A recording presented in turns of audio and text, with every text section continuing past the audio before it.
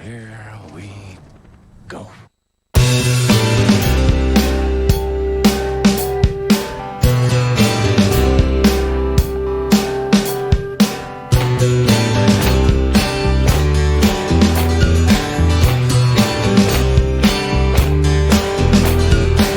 Now I lay me down not to sleep. I just get tangled in the sheets. I swim in sweat 3 inches deep. Just lay back and claim defeat.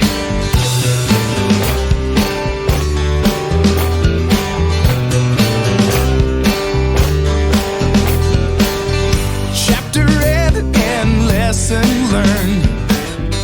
Turn the lights off while she burned. So while she's 300 degrees, I throw the sheets off and I freeze.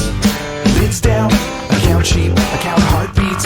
The only thing that counts so that I won't sleep. I count down, I look around. Well, you're never gonna get it. Tell me what's that for?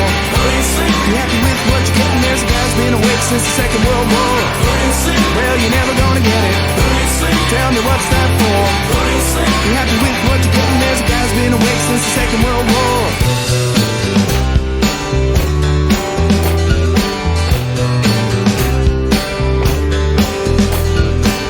My hands are locked up tight in fists. My mind is racing, filled with lists of things to do and things I've done. Another sleepless night's begun. Lids down, I count sheep, I count heartbeats. The only thing that counts is that I won't sleep. I count down, I look around. Well, you're never gonna get it. Tell me what's that for? You happy with what you're getting? There's a guy's been awake since the Second World War. Well, you're never gonna get it. Tell me what's that for? You happy with what you're getting? There's a guy's been awake since the Second World War. So much joy in life, so many pleasures all around. But the pleasure of insomnia is one I've never found. With all life has to offer, there's so much to be enjoyed. But the pleasures of insomnia are ones I can't avoid. Lids down, I count sheep, I count heartbeats. The only thing that counts is that I won't sleep. I count down, I look around. 好了好了好了， Well, you're never gonna get it. Tell me what's that for? You happy with what you're getting? There's a guy's been awake since the Second World War. Well, you're never gonna get it. Tell me what's that for? You happy with what you're getting? There's a guy's been awake since the Second World War. Who needs sleep? Who needs sleep? Who needs sleep? Who needs sleep? Who needs sleep? Who needs sleep? Well, you're never gonna get it. Tell me what's that for? You happy with what you're getting? There's a guy's been awake since the Second World War. Well, you're never gonna get it. Tell me what's that for? You happy with what you're getting? There's a guy's been awake since the Second World War.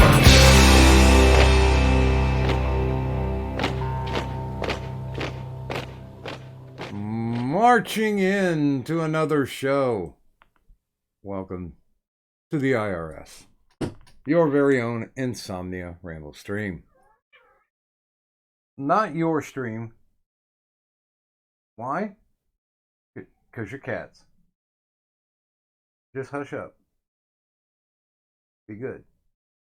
Remember, I got a spray bottle with your name on it.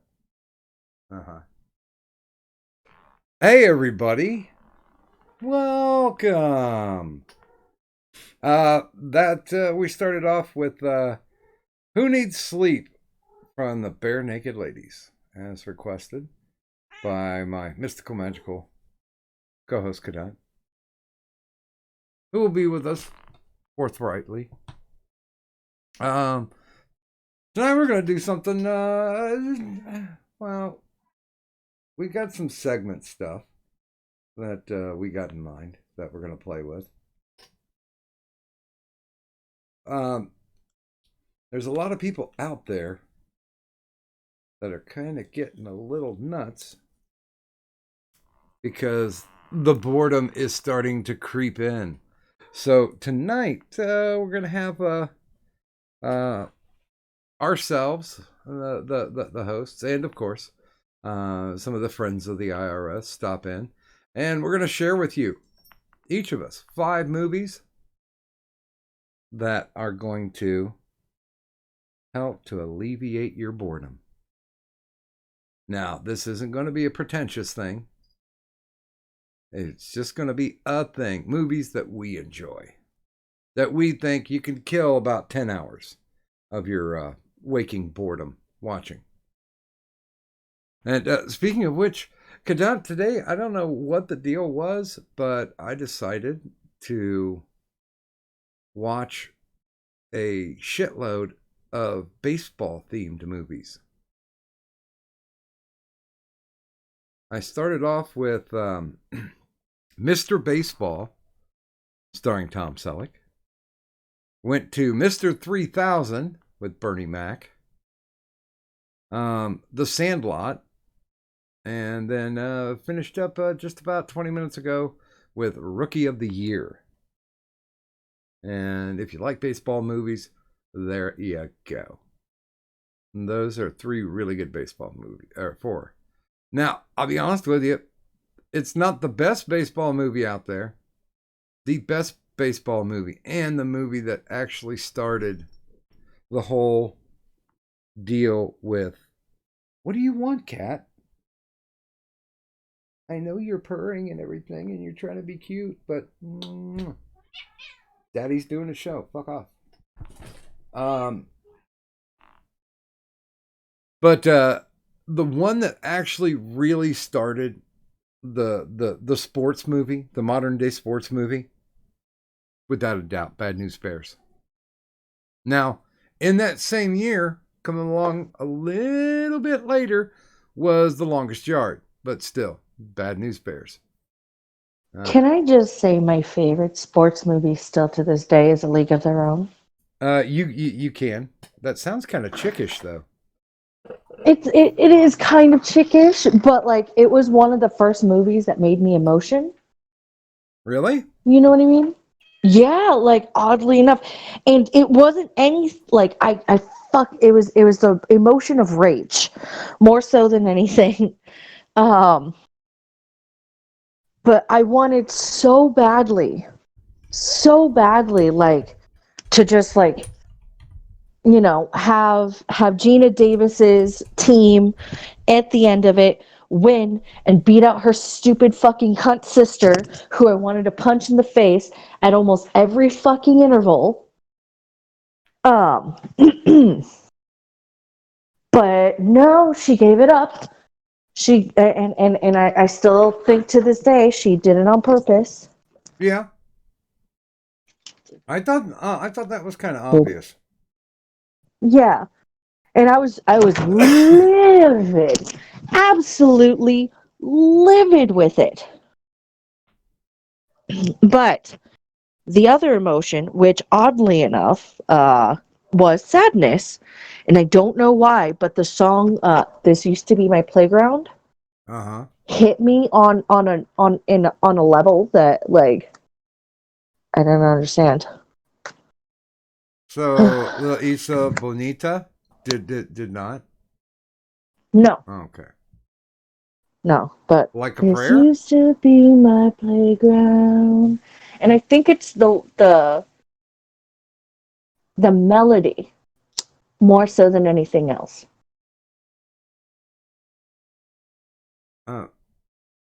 What the? I don't know what the hell's going on. In the chat, and I'm not even going to suggest that I know.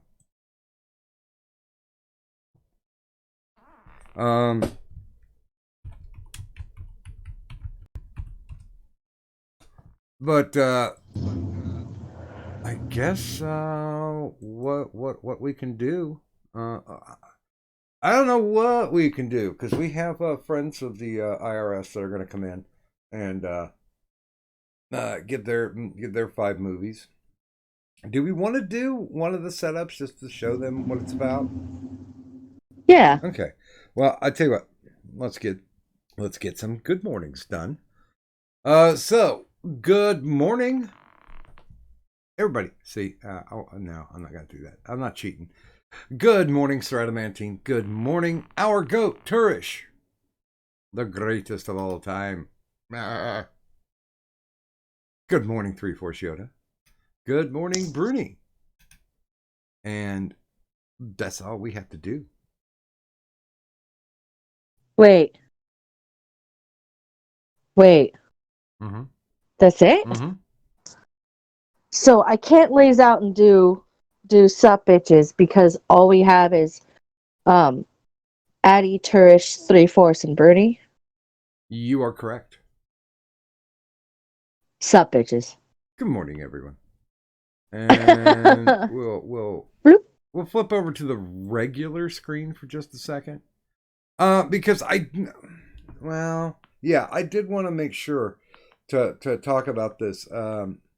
Now, we can give you the math and everything if you guys want to play with the boss battle, but we've spoken to the parties that are involved with it, and it seems kind of unfair that you can't chart any progress on the boss battle to see where everything's at. So we are probably going to temporarily suspend it. Now, that's not to say that we're going to do a complete and total restart, but that is kind of to say that half the fun is being able to wheedle somebody down until you can knock them out. I can tell you that we still follow the same rules that for every dollar donoed, it takes 200 hit points. And currently right now there's the champ has 5,400. So if you want to do the math, it's real easy to figure out. But I honestly do think it's unfair that people can't actually play the game because, it's like playing the game blindfolded. So tonight is night number, I believe it's 14? 14. So it's night number 14 for our current Agenda Champion of the World.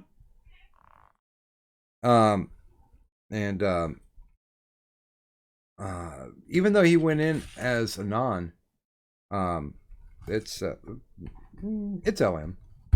I gotta fuck around. But yeah, I mean he's close to approaching GOAT status. Mm-hmm. And I'll be honest with you, I didn't think anybody was going to get close to GOAT status.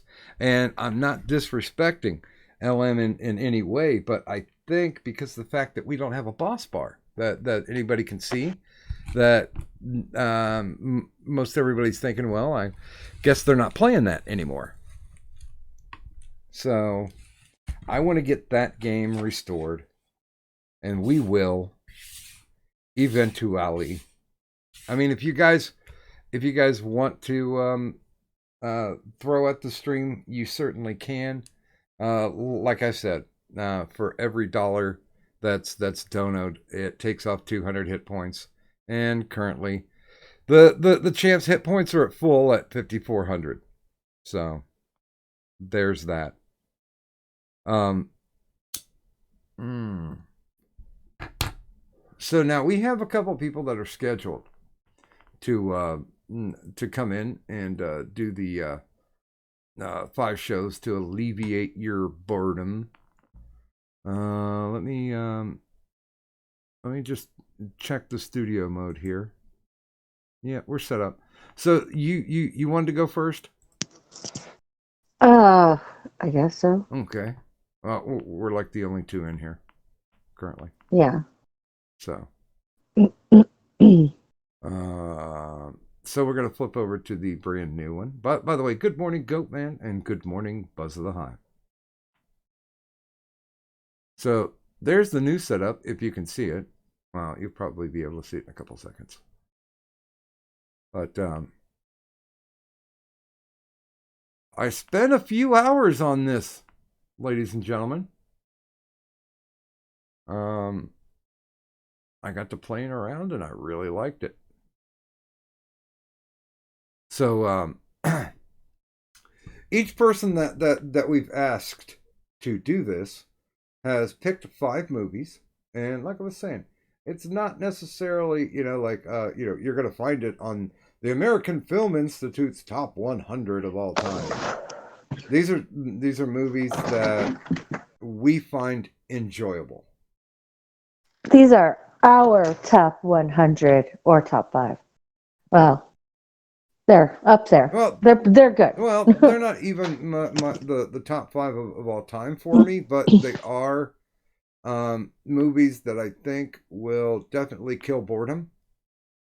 Movies that, yes, I still like, that I like, and that I do watch and rewatch.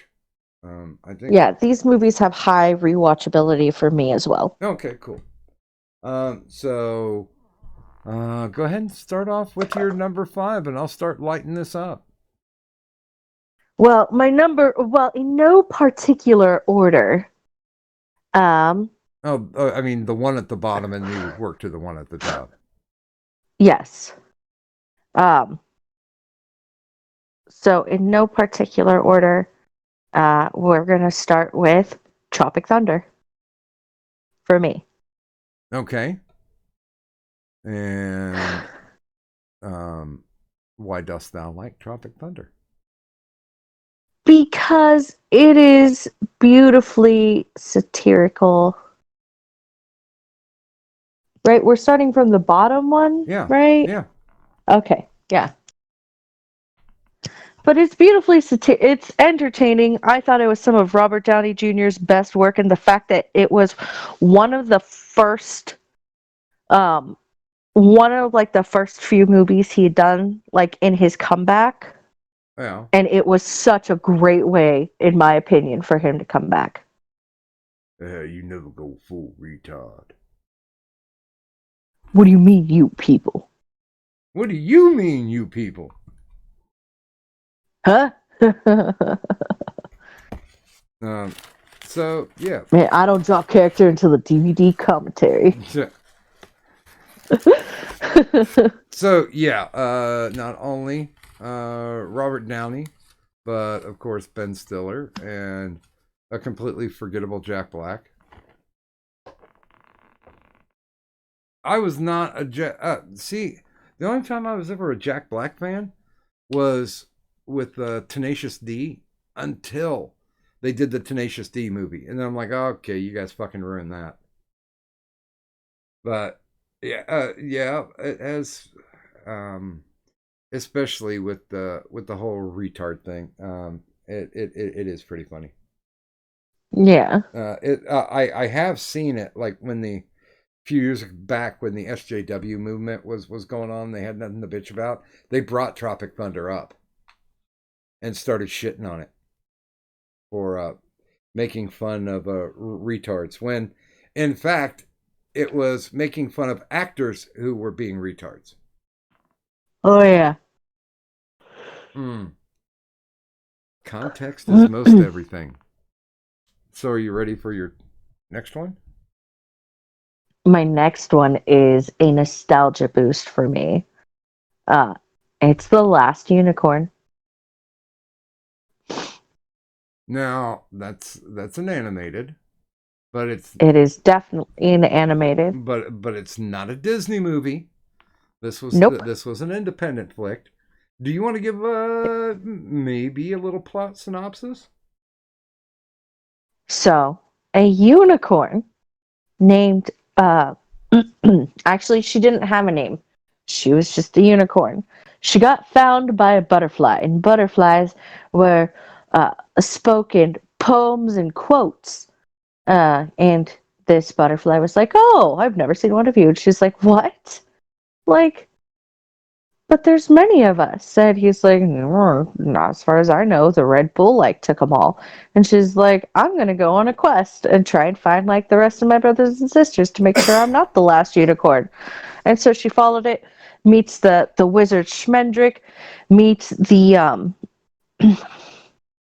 the gypsy cook and maid Molly, and meets, of course, the knight Lair, as well as the Lair's evil dad or stepdad, who's the one who controls the Red Bull.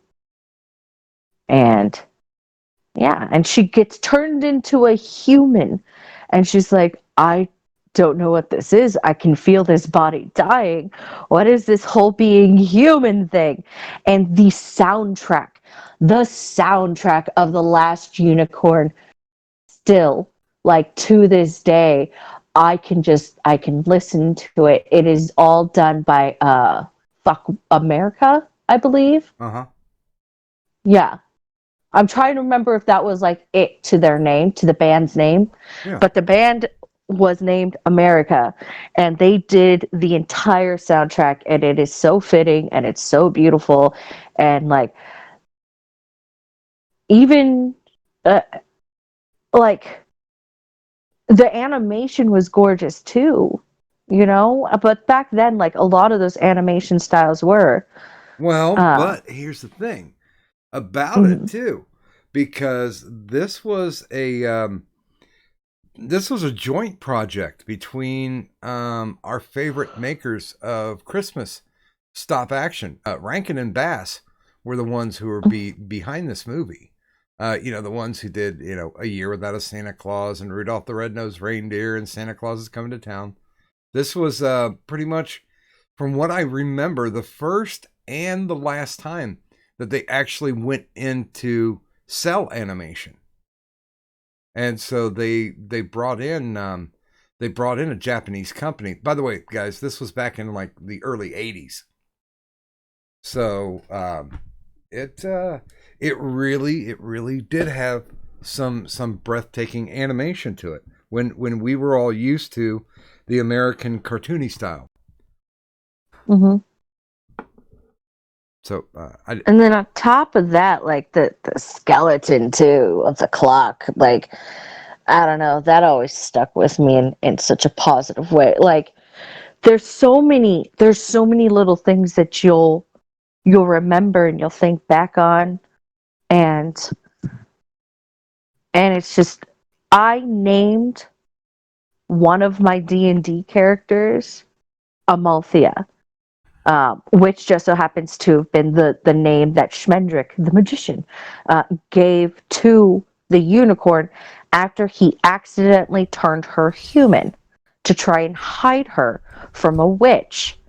And hide her from people who are like, oh, a unicorn, like, we could get some, like, bad money from that kind of jazz. And so I named my D&D character, who just so happened to be a unicorn druid. She was a unicorn, but she could take animal shape. But I told my DM, like, if you allow me to be a unicorn, the only animal shape I will take is human.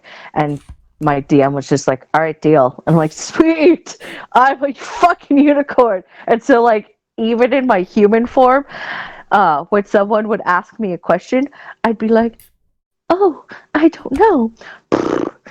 And just like, in human form, I'm making like horse noises because I'm so used to being a unicorn. Well, you should have brought coconuts. No, I didn't need to, because I purposefully started wearing my heels to D&D games so I could get up and like clop around. Oh my! Like, I would just go clip clop, and then stomp stomp, like clop clop.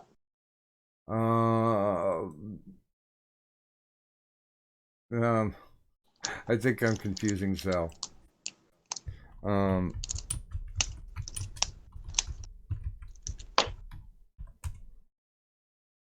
There we go. I hope I explained it well. Zell was going to participate tonight. Unfortunately, he's a bit under the weather. But we do have names and faces well, you don't know the faces, but you know the names. And they will be in here right shortly. Okay, so we're moving to the number 3. Shortly. My number 3 is another animated feature called Road to El Dorado. This is another non-Disney movie. I actually forgot to name one, but I will talk about that later. It was a tie between Road to El Dorado and Prince of Egypt. I was told to pick five. I was like between Road to El Dorado and Prince of Egypt. Now, the reason why I chose Road to El Dorado is simply because there is no beating Miguel and Tulio for me. Like, absolutely no beating like their dynamic and the way that that they were portrayed, you know, and the way that the story went, and the animation in that was fucking fantastic too. Mind you, Prince of Egypt, DreamWorks animations are really fucking like on point and spot on. Fairly similar in a lot of designs. Road to El Dorado had a slightly different design than Prince of Egypt or Joseph, you know, King of Dreams or whatever. But Road to El Dorado, it's so fun and it's so engaging and it's so funny. And then rewatching it as an adult makes you go, "Oh shit, son!" Like she was giving him head, like, and you know, it was the first time where I was like, I don't know if Rosie Perez is a lesbian. I was fairly certain she was a lesbian, but she voices being, you know, this little thought like pretty well. And also one of the big things for them is they sniped the Academy Award winning music team from Disney. Well, it's hard not to snipe it when you got Elton John and fucking, what was his name? Tim Rice. There we go, Tim Rice. But no, I knew it was. They basically bought the fucking team that made Lion King, the music team that made Lion King. Mm-hmm. And what did you think of the music? Meh. Straight up meh. That's if I were going based off of music, I would have gone Prince of Egypt, hands fucking down. Yeah. Because the dynamic of the soundtrack of Prince of Egypt, like, it's got these amazing crescendos that just build and go to these great places, and every song, like every single song in Prince of Egypt soundtrack was just fucking epic in its own way, in its own amazing, fantastical way. And they each have like similar but slightly different feels, you know, like when Ramses and Moses are singing to each other from across the distance, when Miriam starts singing in the very beginning, the song his mom sings, like that it just resonates and it just brings you places. And the way that they scored that was just so beautiful that, like, I could give two flying fucks over hearing Elton John sing over and over and over and over and over again. Well, I don't care that it was an Elton John, Tim Rice, like, you know, collaboration. They did decently, but it's nothing. It doesn't hold a can. It's like a candle in the wind in comparison to the Prince of Egypt soundtrack. By the way, welcome to the stream, Turish. Hi, Turish. Clippity cloppity, hippity hoppity. I mean, hello. Ching Chong, you know I ain't wrong. By the way, the person who scored the incidental music for Road to El Dorado was the same person who scored the incidental music for Prince of Egypt. That doesn't surprise me. The person Hans Zimmer. Mm-hmm.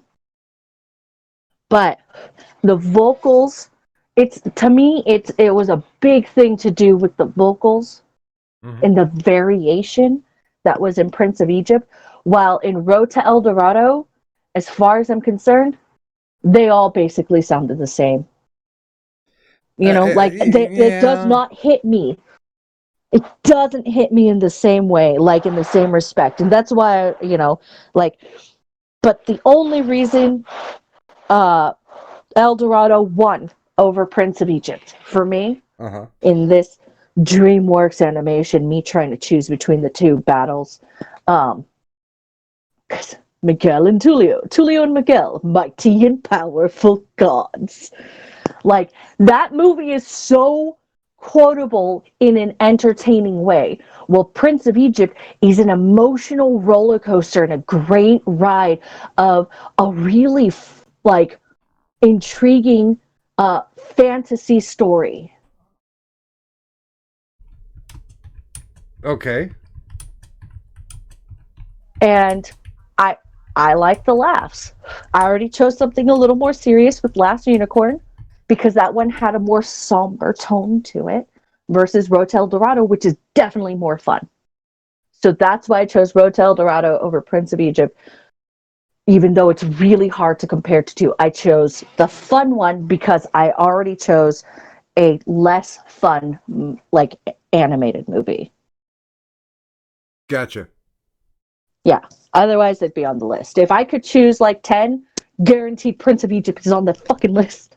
I'll be honest with you. I don't have any animated on mine. I'm not surprised. I'm a 90s kid. I'm a 90s kid, non-conforming S&B. You'd be just like me if you were also 90s. Anyway, Shall we do your number 4? my number 4. I wanted to do a Mel Brooks movie, so I chose Robin Hood Men in Tights. Because we're men. Decent movie, not really on the top of my list for a Mel Brooks one, but like if I would, remember back in the day when they actually had like television that wasn't hooked to cable, and you'd catch like a mid-afternoon movie. If it was Men in Tights, I usually got hooked in and watched it. I mean, it's one of those things like Spaceballs. If it's on, then yeah, I might have the tendency to watch it. By the way, good morning to Victor Rand, and good morning to Ghost Dog. Hi, Ghost Dog. Hi, Victor Rand. But I chose Robin Hood Men in Tights because when it comes to Mel Brooks movies, that one I feel gets forgotten more so than often because Mel Brooks has so many great movies. And it was one of the newer ones, that wasn't redone to be newer on the end. And I think one of the last ones that he had did before like his long hiatus. But it's one of my favorite ones too. Again, it's so quotable, and Mel Brooks always brings back some some old quotes, but it was probably, I think, my favorite part about it. Just like I like Blazing Saddles and Young Frankenstein, but it was a different cast than what he'd ever really used before, and that's one of the things that really got to me was because I'm like, oh, there's no Gene Wilder, and there's a cameo from Mel Brooks, but he's not the main focus of it, and it's it was like the new kind of Spaceballs where it's a spoof on the Robin Hood, like on the Robin Hood movies that kept coming out and shit like that, because that was a big thing. Well, the backstory on that, right? They originally Mel Brooks originally did a TV show called When Things Were Rotten. And it was the story of Robin Hood and his merry men. Mm-hmm. And it only lasted for, I think, like 6 or 8 episodes. And it got canceled. So he basically, being Mel Brooks, was like, well, I've got all this material. Let's see if I can get somebody to back a movie. And we'll just take all the bits that worked in the TV show and all the bits that we never got to do, and let's do a movie. So Robin Hood Men in Tights showed up. And it was amazing. Carrie Elways was an amazing lead actor. Dave Chappelle was a great secondary, even though, like, Chu wasn't a real character, but still, like it was so well done, and it was so entertaining, and it's one of my top Mel Brooks films. And and welcome to our Lord and Savior, the Full Metal Pickle. Sup, Gherkin? Praise the bitches. Fucking yeah. But yeah, I love Robin Hood Men in Tights. I was on a fucking hunt, a hard hunt for that movie for the longest time, just on DVD, so that I could own it. And for my birthday last year, one of my friends brought it to me, and they're like, "Hey, happy birthday! I know you've been looking for this." I'm like, "Ah, it's amazing!" And there was joy. Mm-hmm. Much joy resounded throughout the house of Kadant. By the way, good morning to Mandy G in the chat. So are you ready for for your last pick? My last pick was an Alan Tudyk film. No matter what anybody says, it was an Alan Tudyk film because he was one of my. Actually, there were so many great things in this movie and great actors in this movie. Alan Tudyk is he always holds a special place in my heart. How do you clean your spear? You run it through the wash. Anyway, pun. That was a no, I got it. It's just I refuse to laugh at it. I am a leaf on the wind. Watch how I play. Anyway, so A Knight's Tale. A Knight's Tale was it was a brand new take on the old kingdom movie. You know what I mean? Like it was a different kind of take, added in some like modern stuff, or at least some modern twists at the time, or stuff that would be considered so. And it was a great story, a great cast, and just kept me involved. And that's why, like, it will always be in my top. Like, if it is not at the very top of the list, that's just because my mood at the time didn't require it to be. But it's one of those movies that makes you fucking just go, fucking yeah! You know, like, oh. Good. And then Heath Ledger. Yes. I will phone you. I will phone you. And then fucking Vision was in it and was amazing in it. I was just like, when I found out, when I heard his voice as the voice of Jarvis, I'm just like, ladies and gentlemen, from the far regions and blah blah, like just the way he delivered, it was so good, and it made me go, all right. Well, and I was a kid when I first saw it, and I'm like, oh, a naked man, and it like covered my eyes because his butt, and then I peeked, and I'm like, it's not really that good of a butt, but it's okay, but like. It was. And here, if there's people out in the audience that haven't seen it, here's a cast list: Heath Ledger, Paul Bettany, Alan Tudyk, Rufus Sewell, and Mark Addy. Now, if you're British, you guys know who Mark Addy is, but the only one I think really just faded into obscurity was Jocelyn.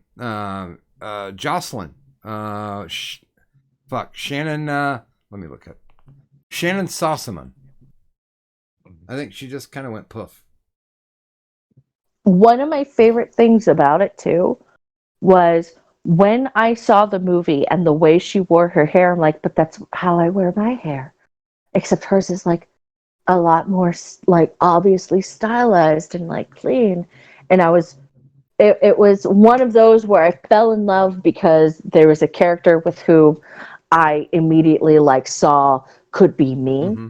And I'm just like, sweet, like, yeah, like meat. It's me. And I'm the princess. Like, fucking A, right? You're gonna battle for this fucking princess. Like, I'll kick your ass too, but I'm a fucking princess. Like, other than Xena, like, she was Jocelyn was if I were more regal and, diplomatic, but still had a kind heart.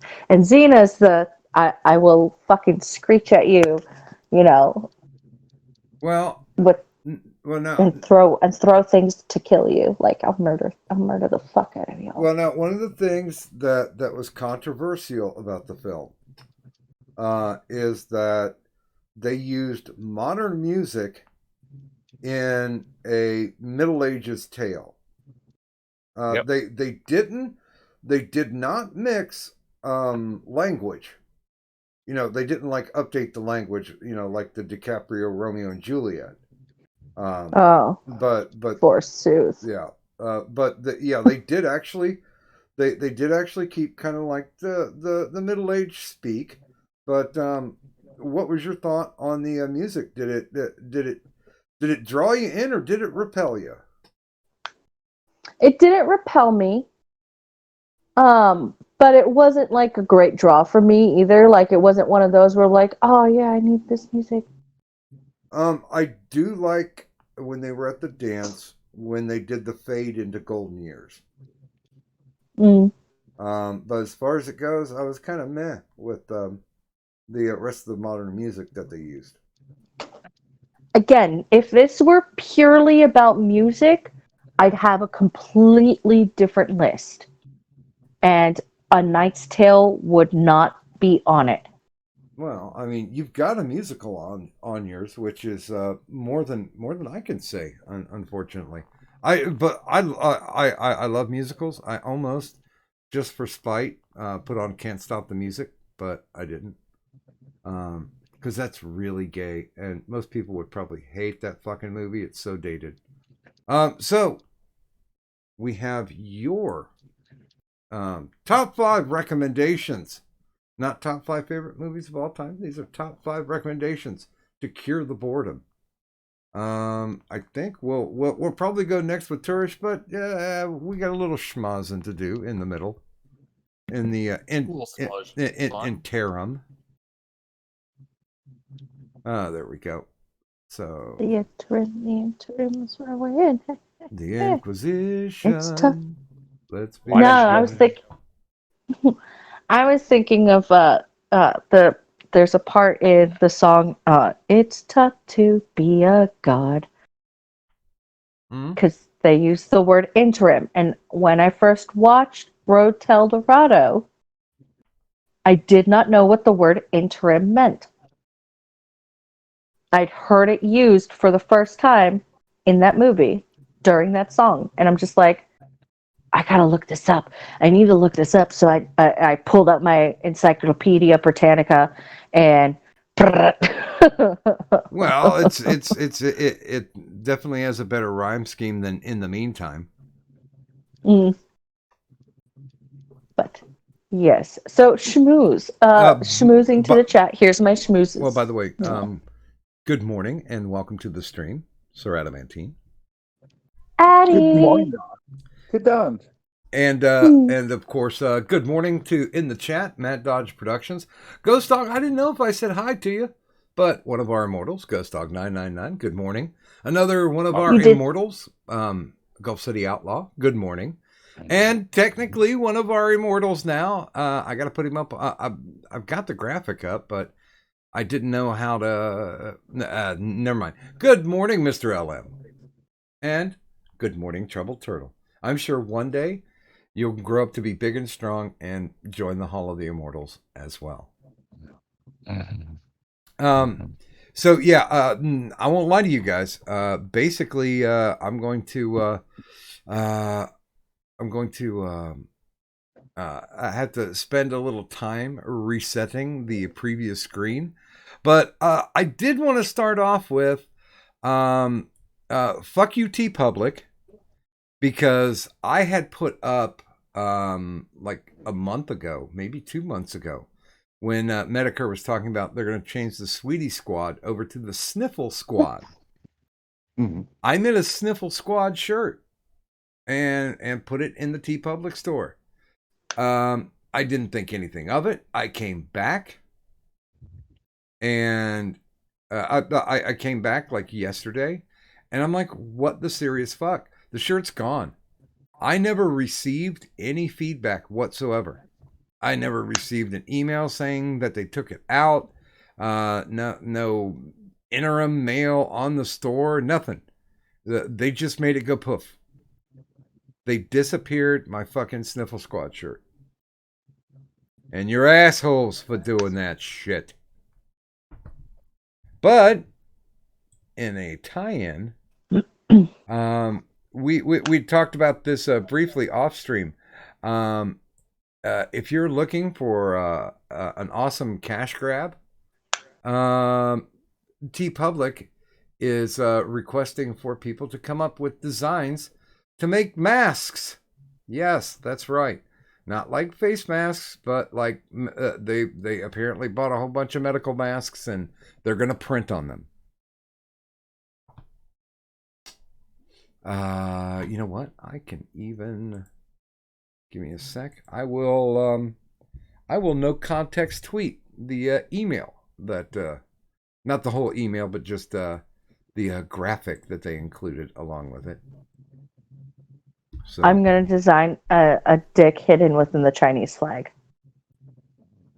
I wonder if you can make like a big old sideways vagina on it. You know what? I could make it be a dick that's colored like the Chinese flag, with the red and and then a vagina that has the coloration of the world. No, you should make the world look like an ass. Because all of us got fucked in the ass by China. Fuck her up. No lube. The villain does get fucked with no Vaseline. Okay, there we go. I'm changing shit, people. Changing it up. Yeah. Yep. But yeah, that's the shit that I ran into, and I was like, okay, this is probably one of the lowest things, because I don't think it's being helpful in any way. Because if TeePublic was trying to be helpful, they would just fucking buy a bunch of masks and send them out. But they got to make that almighty dollar. Just like I read an article about Ruth's Chris Steakhouse. Does anybody not know who Ruth Chris is? Me. Okay. Ruth Chris is a very high-end steakhouse. So high-end that it's like, Sean Hannity always talks about it. So there you go. The government set aside, what was it, $390 billion to help out small businesses through the COVID crisis. Well, Ruth Chris, which has never been in the red at any time. I mean, Jesus, I think their cheapest steak is like $150. Jesus. I mean, they do steak very well. I'll give them that. But they submitted for assistance, and the government gave them $20 million. And they found out that they were given $20 million. And people went up in fucking arms about it, so much so that their stock started dropping. And then they decided, well, okay, we're going to give the money back, because that's like walking around and you give Daddy Warbucks a 20. He's like, oh, okay, and tucks it in his pocket, because what they were going to do, just like in the banking crisis, they were going to pay off their executives like, hey, we got some free money bonus, but they got busted. Along with there was another company that had a franchise chain of over 1,000 Burger Kings, and they got a $10 million loan. There was a more egregious example than even those, Doc. Fill me in. Harvard University, which has a $40 billion endowment that it sits upon, got money off of this.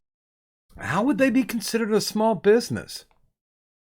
I don't know, but they did, and they gave it back. Yeah, they fucking better. Good God, man. I mean, now here, I'll give you the converse of this. There's a woman in the Pacific Northwest who ran 2 spas.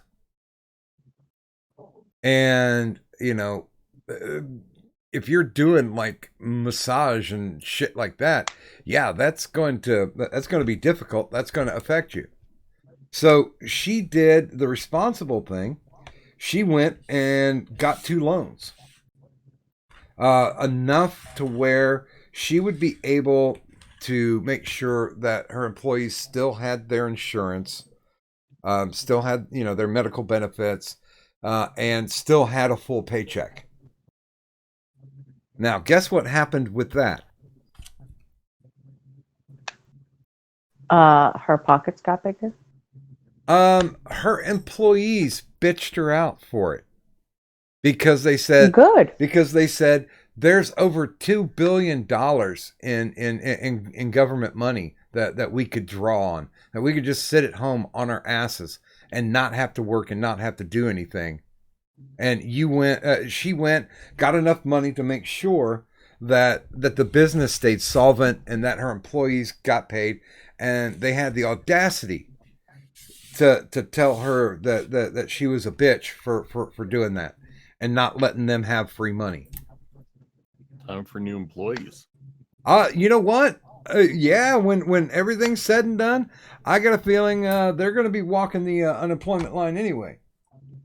Because that is bullshit. I don't care what stance you take, conservative or liberal. Somebody went through the effort to put themselves in debt to make sure that her company and the people in her company were taken care of.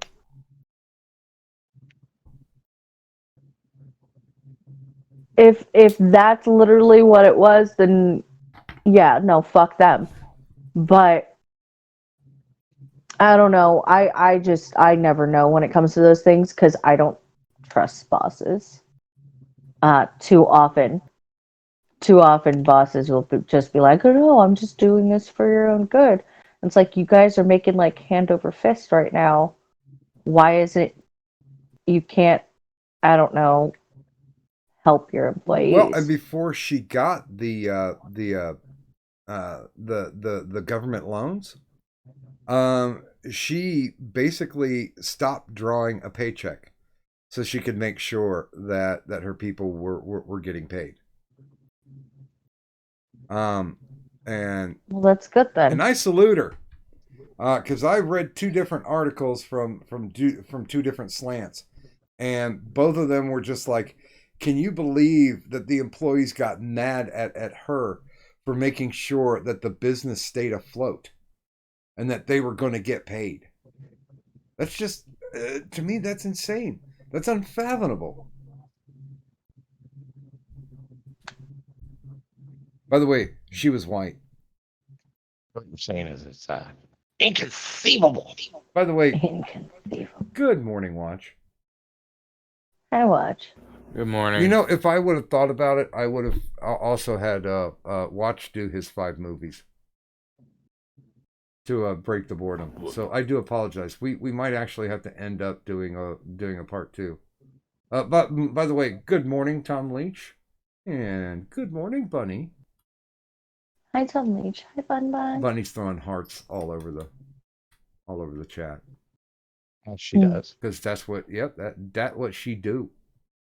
So, shall we go ahead and roll to Teresh's picks? Yes, let's. Okay. Bing. My terrible, terrible pigs. There's my fancy schmancy screen. I'm proud I spent the time on it. It makes me warm in certain places. So Keeping Turish, the cockles? maybe the subcockle area, maybe the liver, maybe the kidneys. We just don't know. By the way, tonight's drink is sponsored by. I have to go get some rum because I got Hawaiian Punch Whitewater Wave, and what it is, it's a flavored juice drink that tastes like coconut and pineapple. So I need to get me some brown rum and mix that in and see what happens. Fancy. So what is this anyway? Like I have no idea what's going on with these. You mean the screens? Oh, well, we're doing a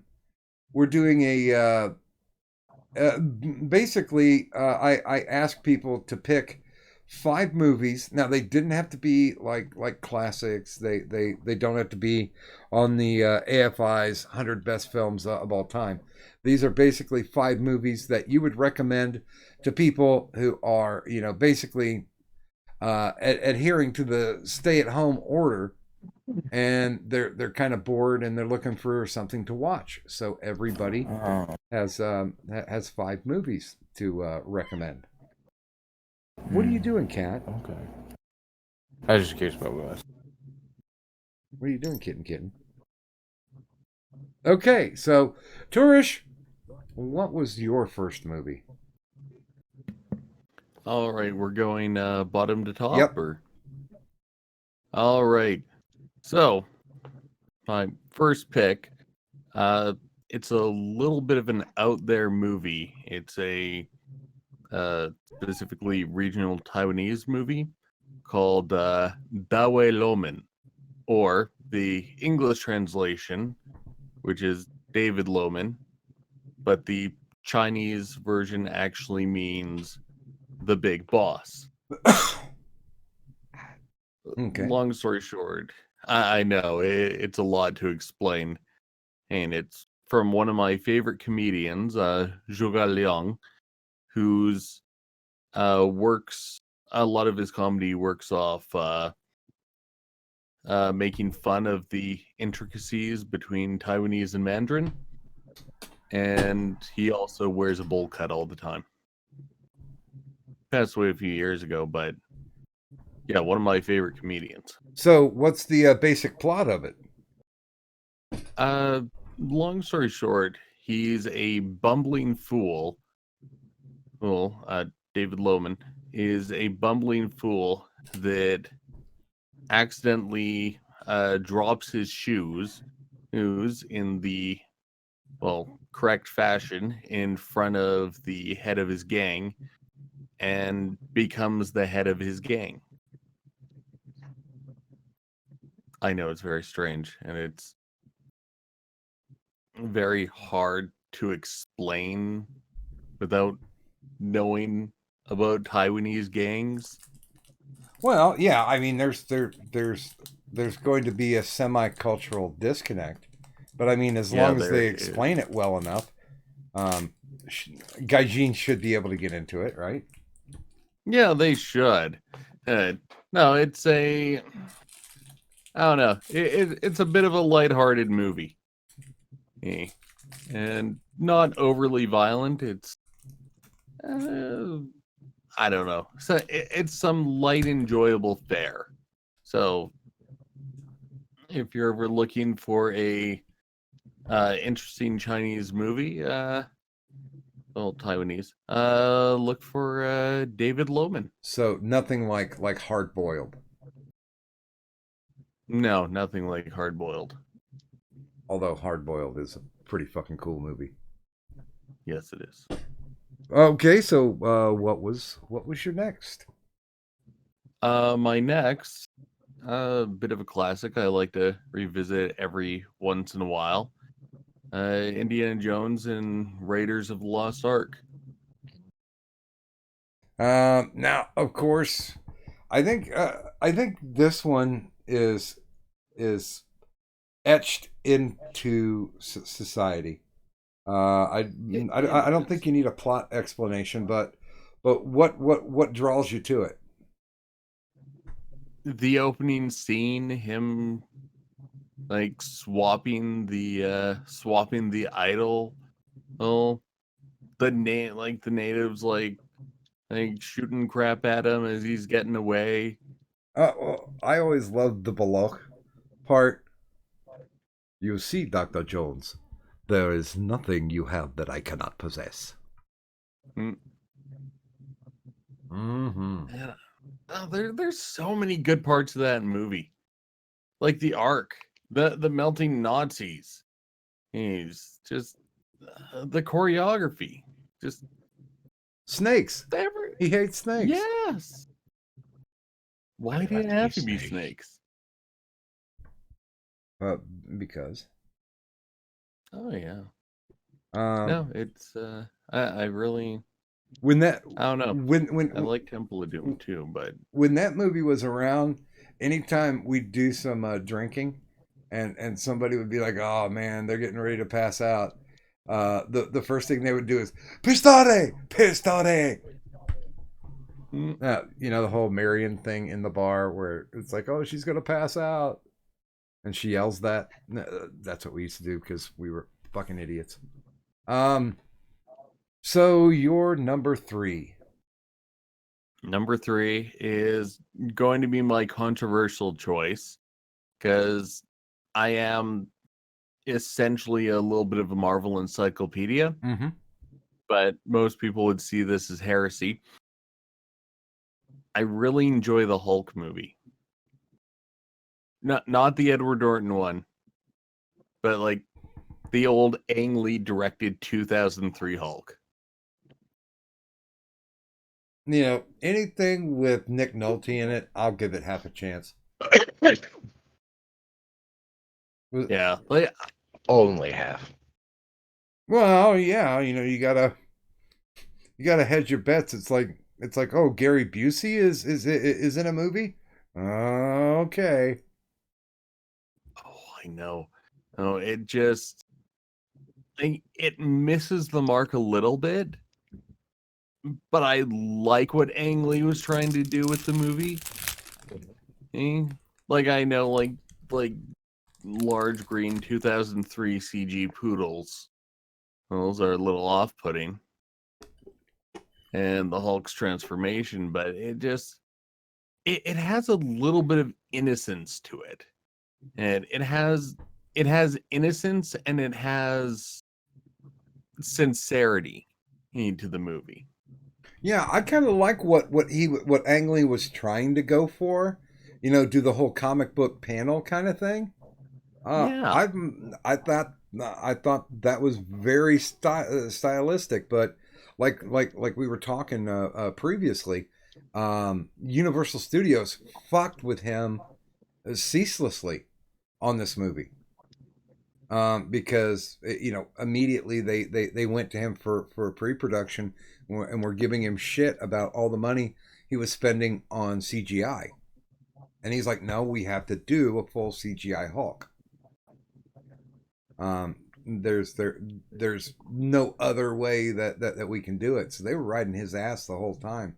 Although I will say, I don't understand why they mixed Hulk's dad with the Absorbing Man, but with those Absorbing Man powers when he first started learning them, those were some badass effects. It wasn't Absorbing Man, was it? Wasn't it Zizzax or? No, it was supposed to be that he took inspiration from the Absorbing Man. That's why he could turn himself into anything that he was touching. Oh, yeah, the electricity was kind of Tarded. yeah, it was. But when his hand slid through the metal, Oh, I yeah. thought that was pretty badass. Yeah. Okay. What say ye for number 4? For number 4, or again, Marvel. I enjoy my Marvels. I've been reading the comics for far too long. I went with Infinity War. I could have gone with any other movie because I'm a huge Doctor Strange fan. Read a lot of Black Panther back in the day, even though the movie was meh. But I went with Infinity War because it was kind of the Marvel Cinematic Universe's Empire Strikes Back. How so? I don't know. It ends on a low note. Oh, there's a lot of action. Everybody's separated. Yeah, everyone's separated, and it does an all right job of like putting in like what 50 something characters and giving them all a little bit of screen time. Yeah, Yeah. that's true. And it's the whole thing of, oh my God, we don't have to reintroduce all these characters. We've spent the Yeah. past 4 years, building up every single person. So here we go. Rip it, grip it and rip it. By the way, good morning to Sir Danks a lot in the chat. Or wait a minute, what is it? What's the appropriate way to say it, Kadan? God damn it, Kadan. Ah! But yeah, no, I enjoyed it. I like the action scenes. I enjoyed the Black Order. Vision. What little they showed of them. I know it was so little, but still, I don't know. Technically, leaves you wanting more, but I was happy to get at least a little bit. And Okay. yeah, well, like Wakanda was okay. Hey, like I've got my criticisms of the movie, but all in all, fun little romp. Although I did see a I forget what article it was. There was some gay pride parade, and there was a gay black man wearing a Wakanda Forever shirt. He had it like knotted up to make it like a half shirt. Oh, geez. For some reason, that was that seemed to be a fitting way to wear a shirt like that. I'm okay with him doing that. So, we're to number 5.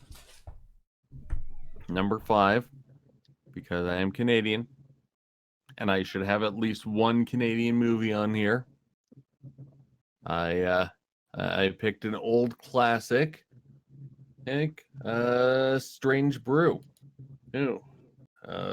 Classic Rick Moranis and Dave Thomas. It's playing Bob and Doug McKenzie. A couple of Canadian hosers. Kind of like, I don't know, a pair of light versions of Futter. Or if that reference makes sense to anyone. But good movie, derived from an old Canadian SCTV skit about 2 Canadians who are always drinking beer here And telling And tall little- tales. Yeah. And they even had an album out before Strange Brew. Oh yeah, I remember that. They released a comedy album because Geddy Lee did a vocal cameo for him. Mm-hmm. I really enjoyed. I enjoyed the movie. Enjoyed the hockey references. Oh. The dog had superpowers at the end. I didn't get that.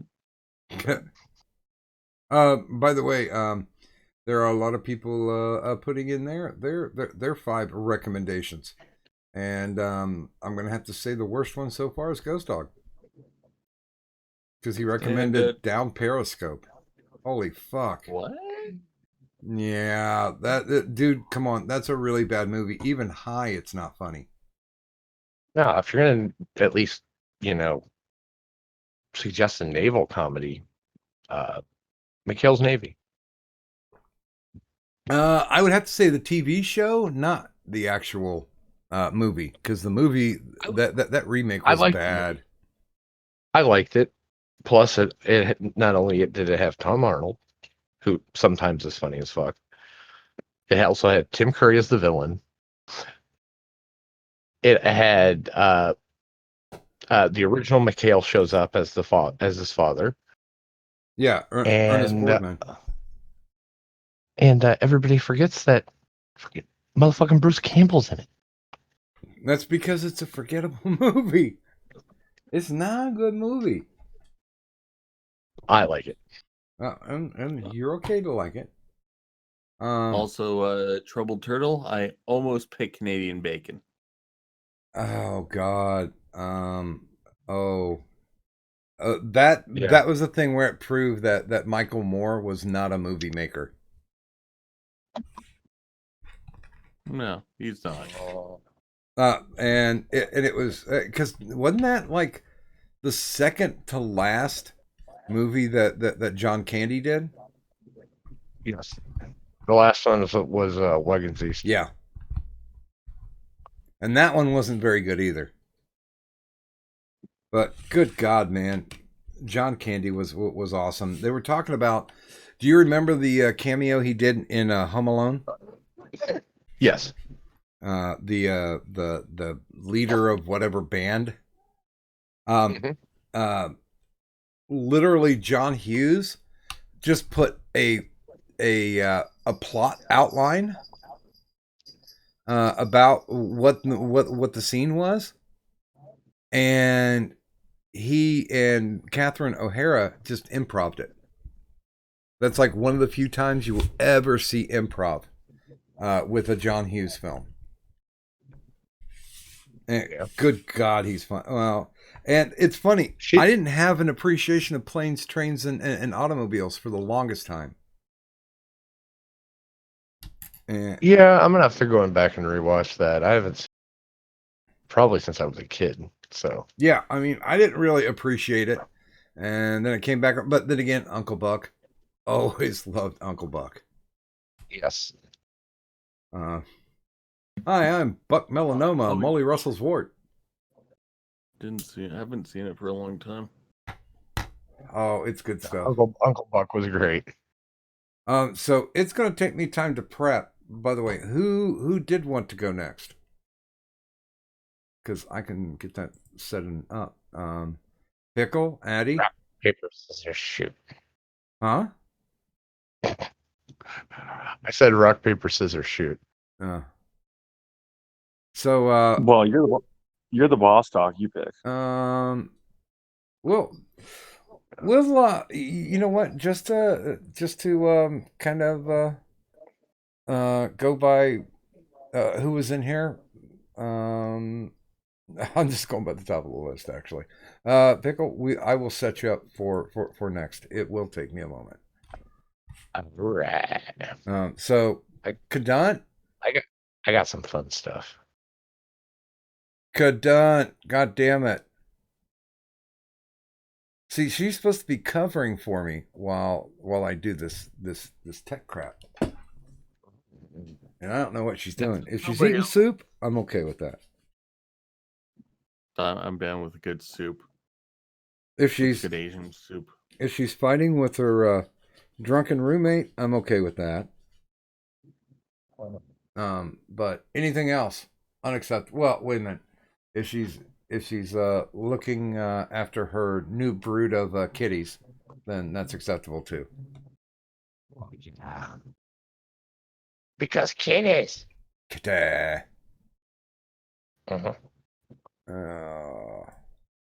Actually, it's not too tough. The way that I set this up, it's not as much of well, initially I was going to have the cover art to whatever anybody was talking about, and then have a trailer running in the background. I'm glad I didn't, because I'm a lazy sod, or I'm a lazy Sid, whichever. Sid. Also, since nobody has said it yet, and happy birthday, Addie. That is today, isn't Yes. it? I believe Yeah. it is. Thanks, Turish. That did not sound sincere for some reason. Meh. I I'm old, assume and sincerity. I'm old, and it's going to be the least fun birthday of my life. I'm old. He says as there's two people older than him in here. Well, I think there's a friend of mine who put it succinctly. The last good birthday is 25, and that's because your insurance rates drop. There's a lot about that.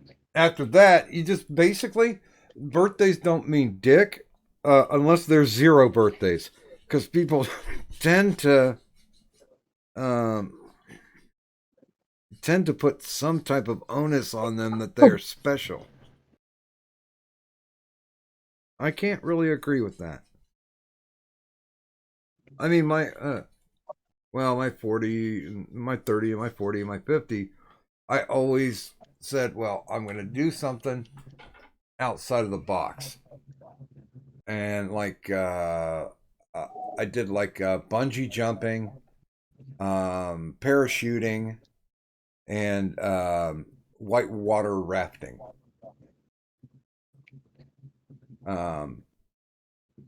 Basically, like one of the most lame extreme sports people you would ever meet. So, yeah. Wait a minute. Ooh, I Get- found. Guess what I'm going to do today, Doc? Drink? Bingo. All right. And by bingo, I don't mean playing bingo. I mean I'm going to get drunk. By the way, are you too secured in the bunker to invite over company for dinner? No one will be entering my home. Oh. I'm not willing to die for sex. Well, you can always put the plastic bag over their head. That wouldn't have anything to do with safety. That would just be for fun. Oh, okay. So because we are stay-at-home ordered, what do you have planned? Anything? I'm going to, well, in addition to getting drunk, I'm going to cook myself a fancy meal and take pictures of it. Oh, you're gonna go in? No, you're gonna go balls deep into food porn. I'll be making myself a nice ribeye, and assuming I can acquire one from the local grocery store, some lobster tail. Yeah. What do I you found guys a want? picture. I found a picture from my part of Canada that shows how COVID-19 is going to affect summer this year. Is it like how it's gonna affect fashion, or what? I popped in general. Oh, okay. No, I was doing stuff and things. Okay, there we go.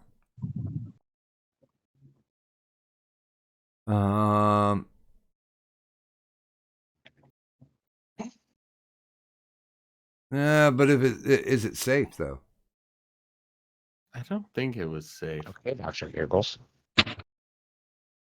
That looks like the guy from the Boston Marathon bombing, Carlos Arredondo. I wouldn't. Oh no, I wouldn't trust his penis either. no, it was some sort of public gangbang that happened at one of our festivals. and then the woman became a stripper and became very popular touring the province.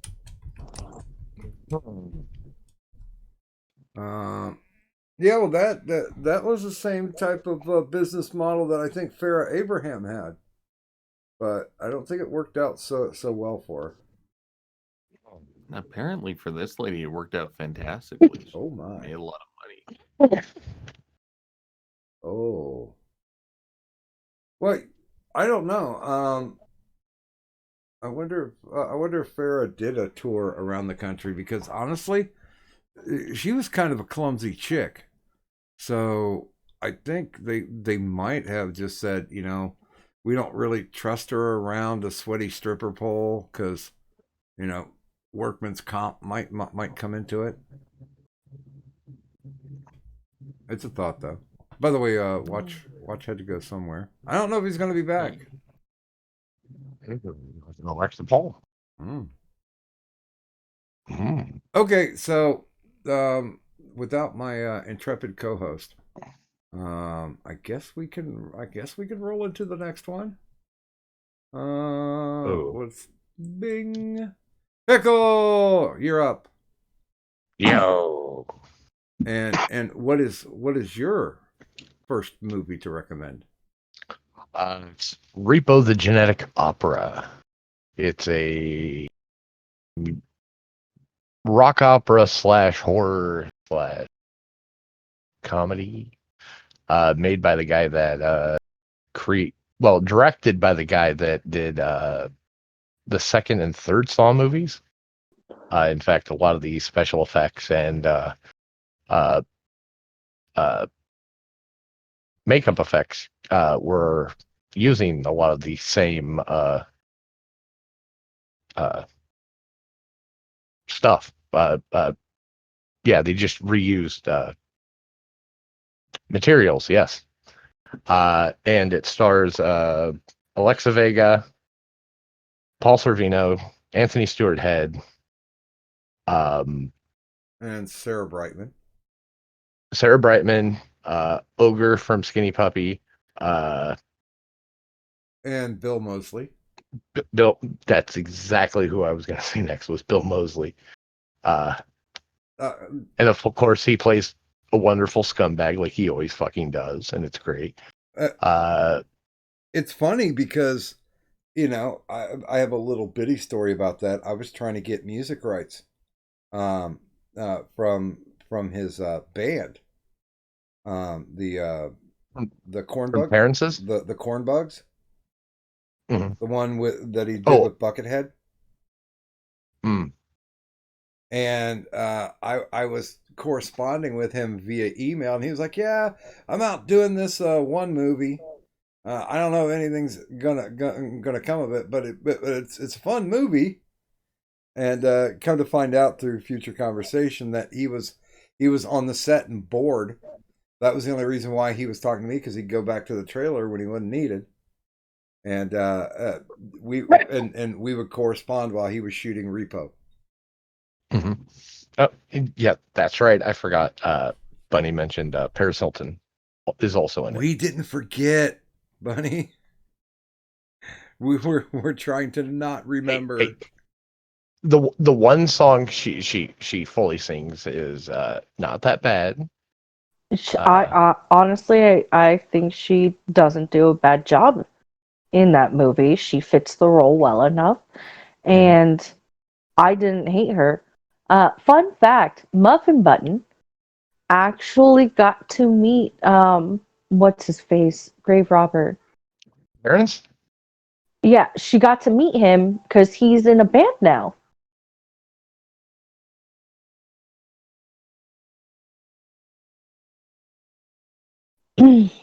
Okay. Yeah. By the way, I do think I think Anthony Stewart Head stole it. Yes. Oh yes. When he sings, what is it? It's a thankless job. Oh. Yes.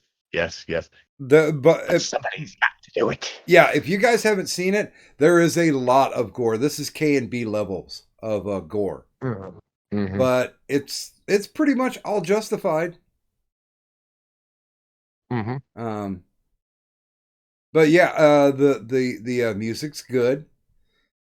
Sometimes a little repetitive to get over the bridge, but when they initially did Repo, it was kind of a work in progress, like how Hedwig and the Angry Inch was. They had Yeah, like a 20-30 minute show. Well, yeah, they'd go to open mic nights and perform what material they had. Mm-hmm.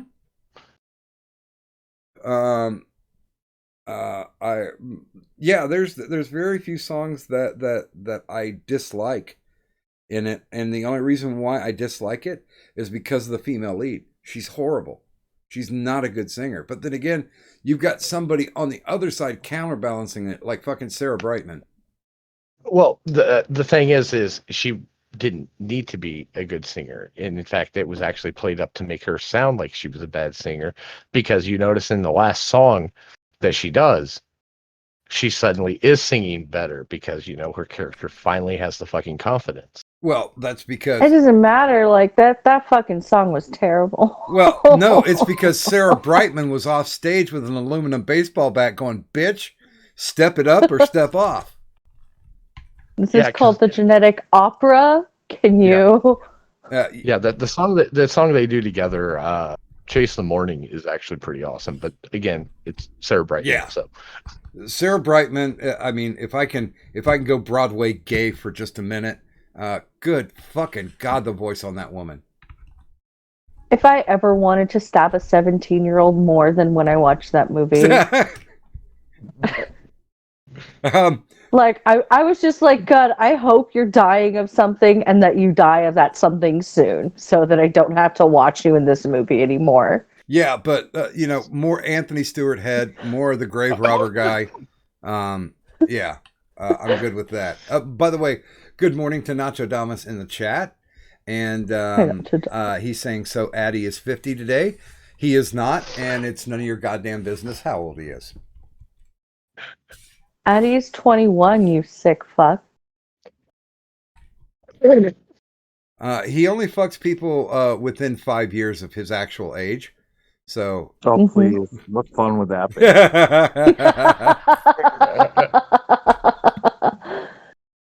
I'm getting old enough they could start calling me daddy. Oh, no, Daddy Addy. Hello, Daddy Addie. Jesus fucking Christ. I I leave for fucking Hey, watch his 6 back. minutes and I come back and everybody's calling Addie Daddy. Wait a minute. Isn't that your name in gaming's Discord? yes, Yeah, Daddy Addie. I don't know how that happened, but yeah, it is. Well, you're called Father Addy somewhere too, isn't it? Pickles. That's different. no. Actually, I'm surprised that it would be Daddy Addie instead of like Poppy Addie. Because, Yeah. Gaming speaks illegal. And No, in One my Poppy my tourist. server, he's Father Addy because he's Gherkinism. yeah. Okay, that makes sense. okay, so I got it right. I'm a good boy. I remember. Okay, so what is your next movie, sir? My next movie is one of these DC animated movies, and it's Batman versus the Teenage Mutant Ninja Turtles. And I'd had it for quite a while, and I just recently watched it. And why the fuck did I wait to watch it? Because it is so fucking good. Okay. Well, fill me in. This is one of the movies that I haven't seen. What's the plot? Somebody is stealing Wayne Tech, experimental tech from Wayne Tech Huh. and other labs, and it appears that it's the Foot that is stealing it. And the turtles arrive and they're trying to stop it, but Batman's also trying to stop it, so they end up teaming up. And yeah, it does good with balancing the more seriousness of Batman with the goofiness of the turtles, while having fucking amazing action. Now, is TCRI involved or Krang? TCRI is, Krang is not. Okay. Yeah, 1 for No, 2. I'm no, good no. with it as long as No, as because the Foot Clan, Usagi Yojimbo doesn't show up. I'm okay. right? No, it does allude to a sequel, and it does involve. This also does involve the League of Assassins. Oh. Oh, nice. Okay. Yeah, yeah, So are they working with the foot? yeah, Nice. I figured. and yeah, and the end shot is yeah. If when you see the one, you'll know they're definitely teasing a sequel. And how old's this movie? Oh, it's not, I don't think it's even a year yet. Let me see here. It- Yeah, it was a 2019 release. Wow. Wow. It was a production between Nickelodeon and Warner Brothers Animation. Interesting. I was surprised at the Nickelodeon involvement because it is very violent. Well, don't they own Turtles? They hold the license currently. Okay.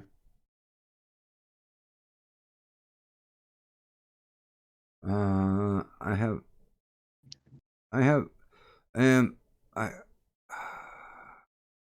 I have no idea what the hell that is. But okay. I am getting distracted. Somebody sent me a DM.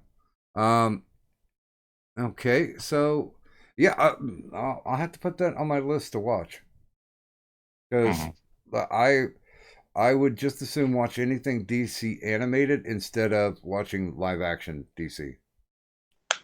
Mhm. I I love DC animated movies. Yes. Well, with one glaring exception, the fucking Killing Joke. They shit all over that story. I have it. I just haven't watched it yet. It got weird. Can I give away one spoiler? Are you talking about the first half hour of the movie? Oh yeah, you should get rid of the first half of the movie, but Batman fucks Batgirl. Yeah. So Yeah. no. Immediately they lost me. And I'm like, well, wait a minute. When are they gonna actually get to the Alan Moore story? And yeah, it takes almost a half hour to get to the actual, because there's something so iconic about how Alan Moore tells the origin of the Joker, that one bad day can make somebody that evil. And it's just, Alan Moore's brilliant the way he does stuff. Sometimes he gets a little pedantic and rambling on, like the last book series that he did. God, I can't think of what it is, but it was British produced. But yeah, I was okay with them splitting Dark Knight Rises into two different movies. I'm okay with that because that was a pretty thick walk. So I was okay with them splitting it up. But adding on to a story, leave it alone. If it's as close to perfect as anybody can get it, fuck off and leave it alone. Right. Okay, let's go to your next. My next one is hands down one of my favorite movies, and that's 12 Monkeys. A movie about insanity, possibly time travel. A movie where you can watch this thing over and over again and continuously find new shit in it that they've put in it. Well, I love it. well, we should mention it was directed by Terry Gilliam. Yeah, directed by Terry Gilliam and stars Bruce Willis and Brad Pitt. And yeah, they're both fucking fantastic. Can I just say that it's hard for me to find or think of, mind you, it's not impossible, but it's hard for me to think of a bad Brad Pitt movie. I think Addie would probably agree with you on that one. Isn't that one of your favorite actors, Addie? Yeah, hotness aside, which he has plenty of. The nice thing about Brad Pitt is he knows what he can play, and those are the movies that he picks. He can play a Mhm. psycho, he can play a doofus, or he can play suave, and he always picks one of those three roles. Right. And he really plays psychotic very well, Yes. Hmm. especially Yes. in this movie. Yes. His fucking rants are fucking epic. I would put them on par with Fight Club rants.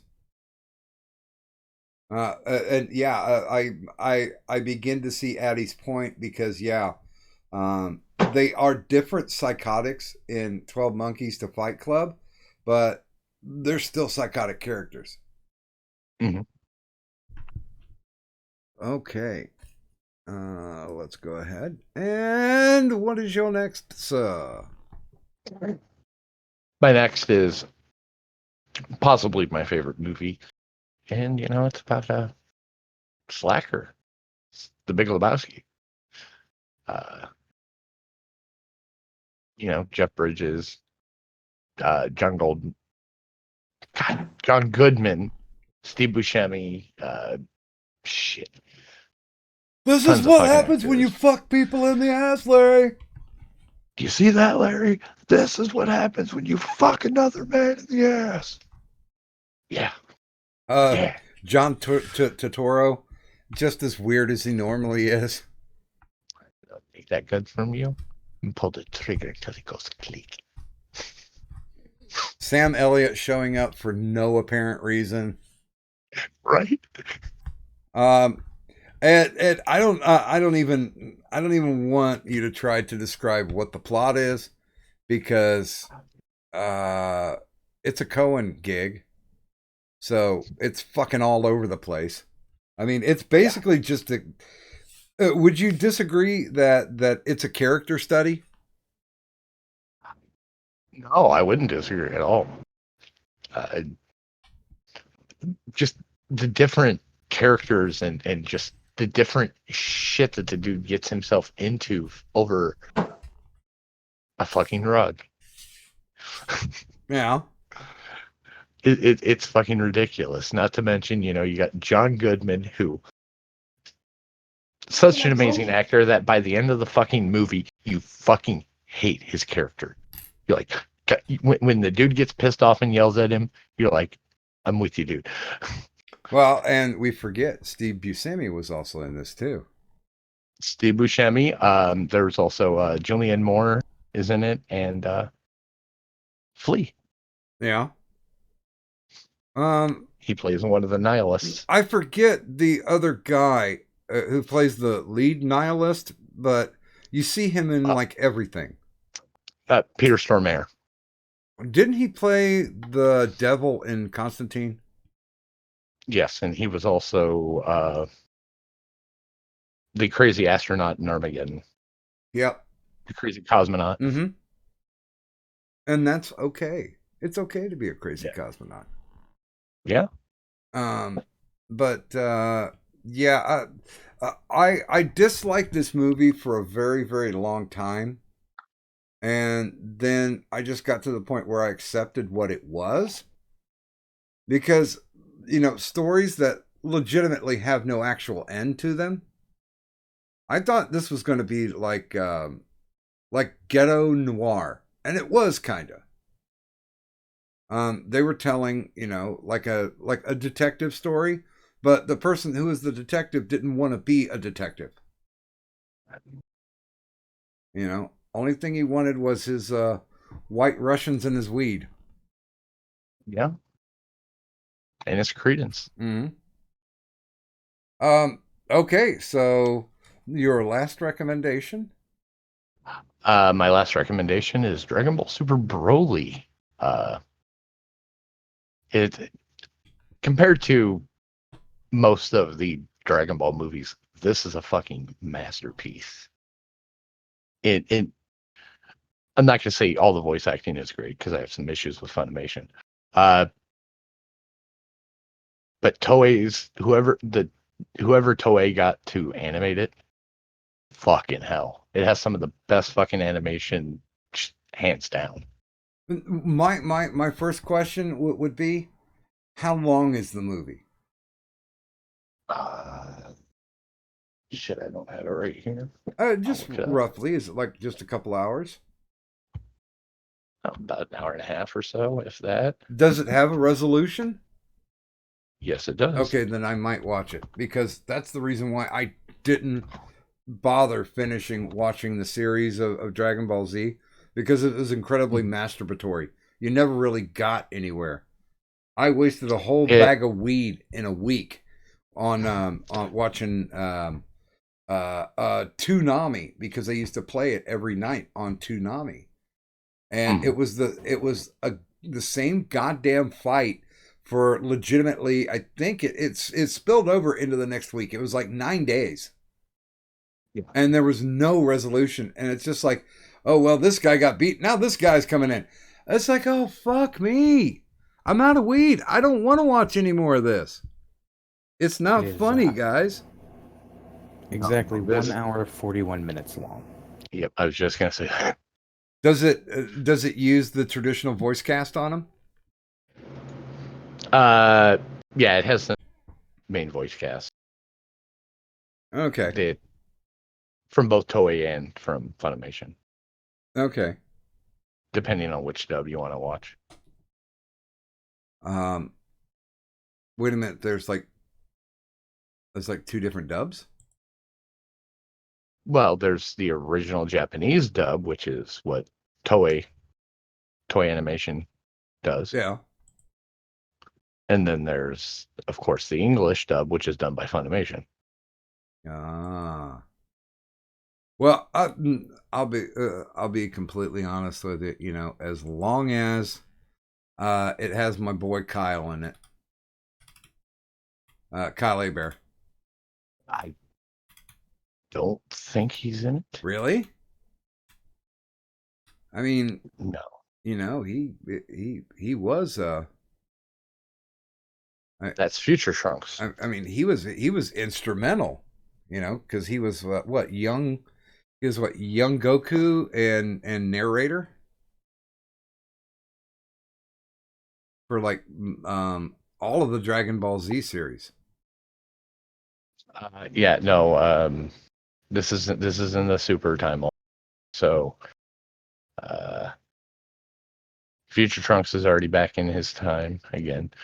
And I'm not sure if there was a narrator. It's been a while since I watched it. Give the boy a job, you fuckers. But it does have, you know, Schemmel as Goku and Sabat as Vegeta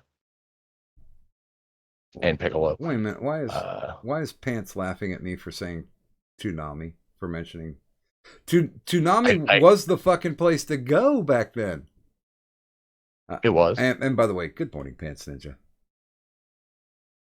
So actually, good list. Two that I have not seen. One that I definitely want to check into. Because you know, anything that involves DC animation, I'm there. I'm willing to give it a shot. And yeah, Trouble Turtle, I have seen Green Lantern Emerald Knights. As a matter of fact, I usually see every DC, every Warner Brothers animation, usually within the first couple of months when it comes out. Keep pushing them out. Oh, by the way, 3-4 Yoda is saying that he found a bad Brad Pitt movie, which was Cool World. I don't think it's bad. I liked Cool and World. That wasn't Brad Pitt. Well, it was the spirit of Brad Pitt. And I liked Cool World, but and that's why I know it wasn't Brad Pitt. Ah. In fact, it was Brendan Fraser. What? Yes. I think you're incorrect on that. I'm almost positive that it was Brad Pitt. Let me take a look. Yeah, Brad Pitt was the detective. It was Brett. What was the one with Brendan Fraser? Are you talking about Monkey Bone? Yeah, Monkey Bone.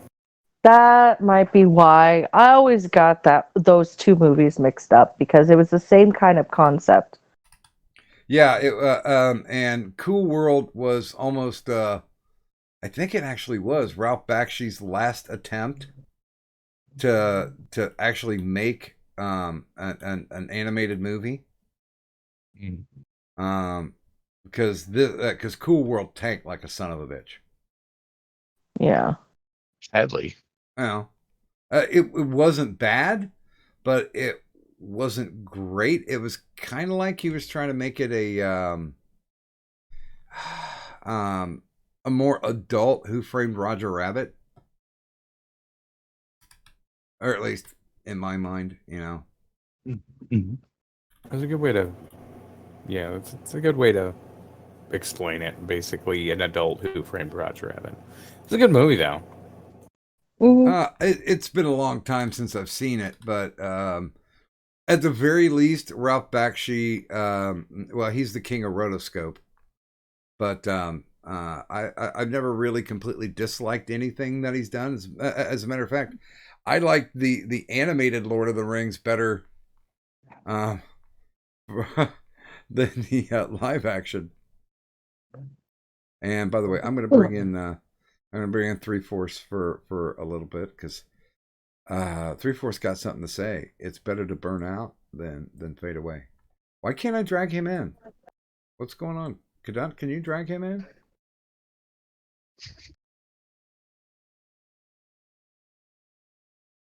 Huh. It's weird. You know, I can't move him in either. Nah, I can't move him anywhere. I don't know what the hell's going on with your avatar. It might be it might be Dickord shit in the bed again. So you might want to drop out and come back in. Yeah, I just tried and said, oops, that didn't work. Why is 3/4 in the chat demanding that you say sorry, Kadant? Because she Oh, likes Go the fuck world. yourself. because she mixed up Brandon Fraser. No, that No, I mixed up Cool World and Monkey Bones. that's I mean, it's not a typical with thing, that. but it's it's an honest mistake. Okay, wait a minute. I see that he's got the mute on. Let's see if I can drag him now. Yep, there you go. Okay. Good morning, 3/4. Good morning, good dog. And good evening, Sir Adamantine. And happy birthday, you miserable fuck. Yum. And Kadun, I'll take your apology anytime you're willing to, you know. If give it by down, apology girlfriend. you mean strap on, and if by strap on you mean Addie's dick, then I know. I mean, that's one hell of a little little thing you got there, but that's a Feel bunch of free to take it whenever you want. But you know, it was Brad Pitt, and it wasn't whatever that monkey movie Like was. I said, I got the two movies mixed up because I always get those two movies mixed up. And I accept your apology. And again, if by apology you inadvertently mean Addie's dick, I know you will accept it. No. You're welcome. Still no. Happy birthday, Addie. I'm too what's the word? I'm I'm not tweakish enough for him. He's gonna pick 3/4 'cause he's 3/4 daddy. Allegedly. I mean, Yoda, it is my birthday. You've already said I'm way too furry for your taste. I'm not twinkish enough for you. Yeah, you're past your expiration date. Get the nair. I will not do that, Tarish. That's all things I will not be doing. Aww. Unless you do it to your beard first, and then we might be able to talk.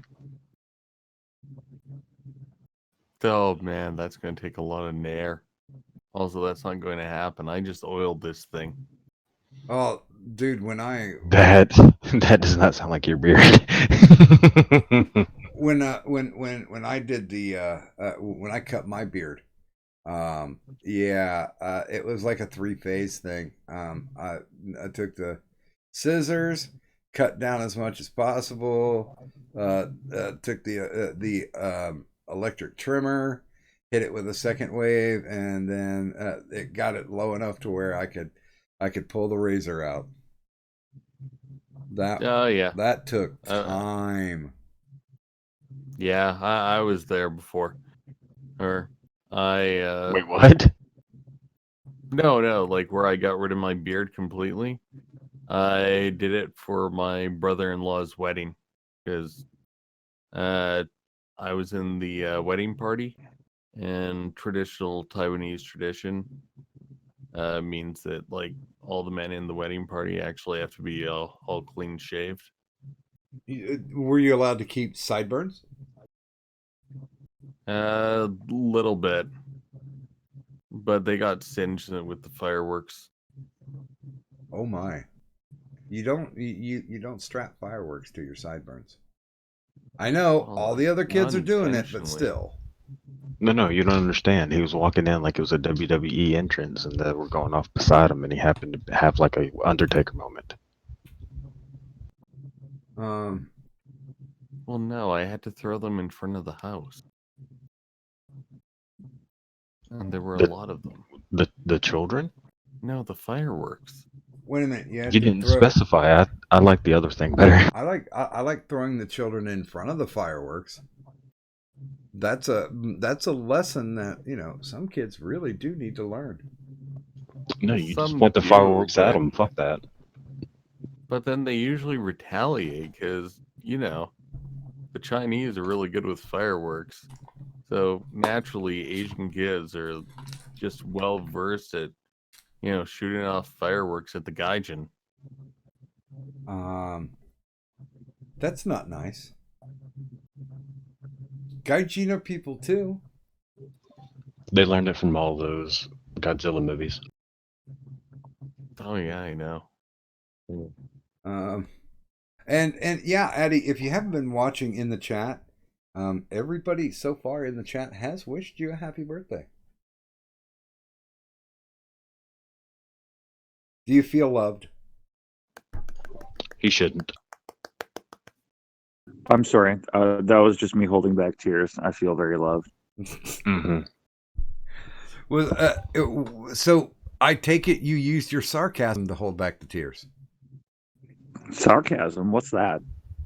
No, he just used the copious amounts of alcohol he has. No, oddly enough, I'm completely sober yet. Did you just call me dad? No, gross. That was wow. Okay. Yeah, we can keep a general rule that nobody's allowed to call anybody dad in this, unless Watch comes back. Then Kadant has every right to call him daddy. Ew. I don't get it. Oh, that's old lore. Okay. From the old nickname of Big Coon Daddy. Although Doc, AP did say that he did not want you to mix any capsaicin in with the squirt bottle. You got to think about the small floofs in the thing. No. You save pepper for dogs, because cats will eventually get the message. Dogs, usually there has to be discomfort involved for them to figure it out. And that's where the electric shock collar comes in. God, those things hurt. I've been tased a couple times. They really didn't hurt that much. Oh no, but the electric shock collar, those things hurt. Yeah, I haven't put one of those on. Yeah, last time I got tased, I was irrationally angry for like half an hour solid, so I don't want to go through that again. Although one of my favorite things from 2018 was when Baked Alaska got pepper sprayed, and he cried like a bitch, and some guy was like, "Oh well, he must have got bear maced instead." And they're like, "No, I got pepper sprayed too." And he's just like, "Oh my god, I'm blind, I'm blind." He's like, "Milk." He keep, he's in a park screaming for fucking milk. Like there's gonna be a cow run over and go, "Roo," and just start whipping the teats on him. What? I've been pepper sprayed before. Wait, is that not how it works? What, the pepper spray will help? Once you've been pepper sprayed, you can summon a cow. Well, like, no, if you go crying and whining in a park, a cow won't just, like, be like, oh, I heard somebody called for milk. Moo, bitch, moo. Oh. No, that's just a fat bitch from Antifa. It's like, oh, you poor human, here. Ugh. I don't know. Have you seen those electric cat mats though? Am I the only one? My search history has now put me on some sort of fucking list. I guarantee it. Yes. We worked at somebody's house many years back. Doing the reconstruction thing. Doing a remodel. And this woman, you want to talk crazy cat lady? It was a lesbian couple, so they were crazy cat ladies. They had over 30 cats. Damn. And legitimately everything that they didn't want them to be around was on one of those shock mats. So it's like all across their fucking kitchen counter, they had shock mats. And we'd go to set down a tool, and then when we go to pick it up, we get fucking shocked. And we're like, what the fuck is this? And it's like, well, we can't turn it off because then the cats will start jumping up on the counters. And I don't know. I don't know if I would be into cat pepper spraying at that point. But that would certainly piss me off, knowing that I had no control over my home. And that, the cats are just going to basically jump up and do whatever the hell they want. I'm not a fan of that. Hey, Kadan. Yeah. You want to do me a favor? What do you need? Would you go ahead and run Addie's movie recommendations?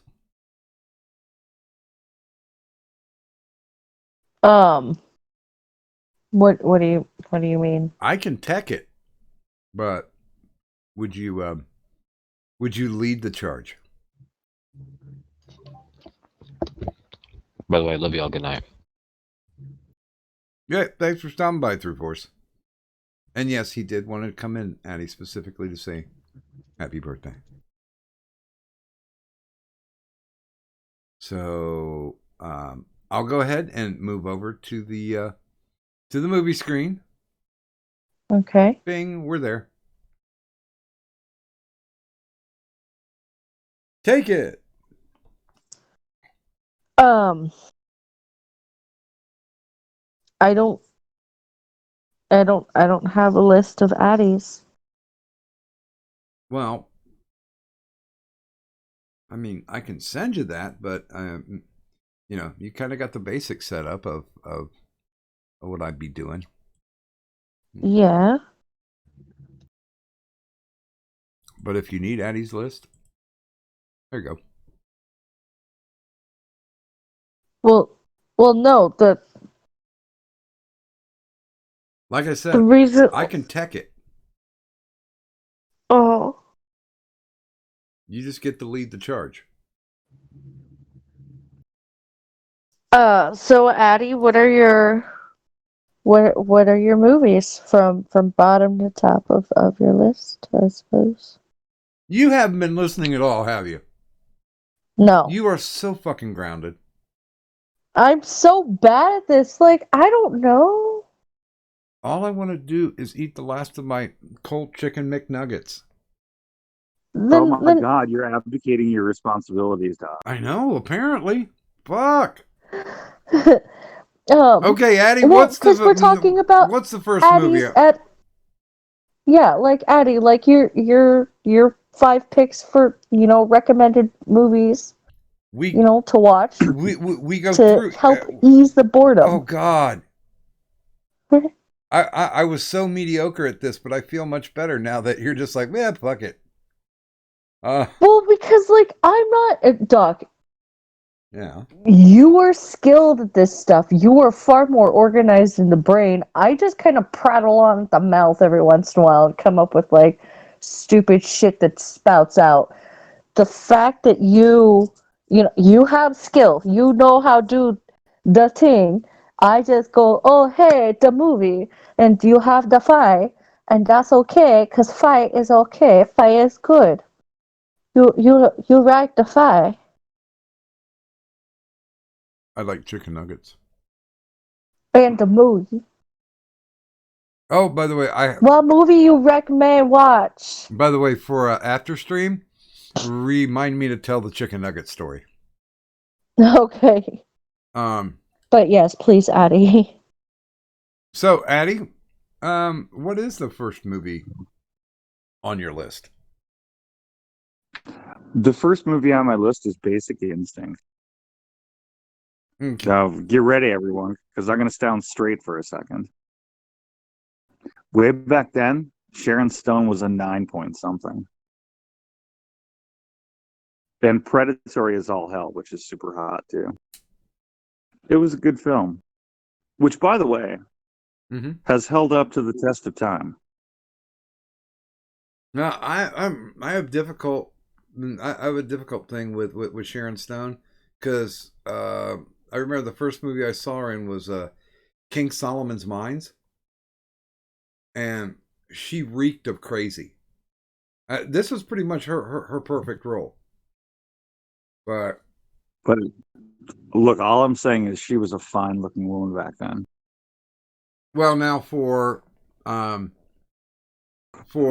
people who don't know the movie, because it's got some years on it, what is the basic plot? It's a cop who investigates a murder, and one of the suspects is Sharon Stone, who he ends up repeatedly sleeping with, and you never quite know if she's going to kill him or not, or if she's innocent or not. Would you call her oh shit, I forgot what the term was. Where she will fuck anybody. That A whore. that sex does not that the gender does not make a difference.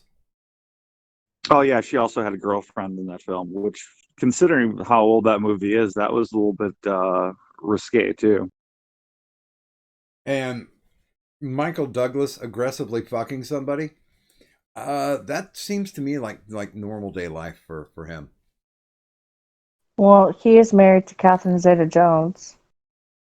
Yeah, but she's such a sweetheart because she always changes his colostomy bag. I feel like he fucks her just to try and like straighten out her other eye. Oh. Wait a minute, she got wonky eyeballs? Catherine Zeta-Jones? Yeah. Yes. Ah.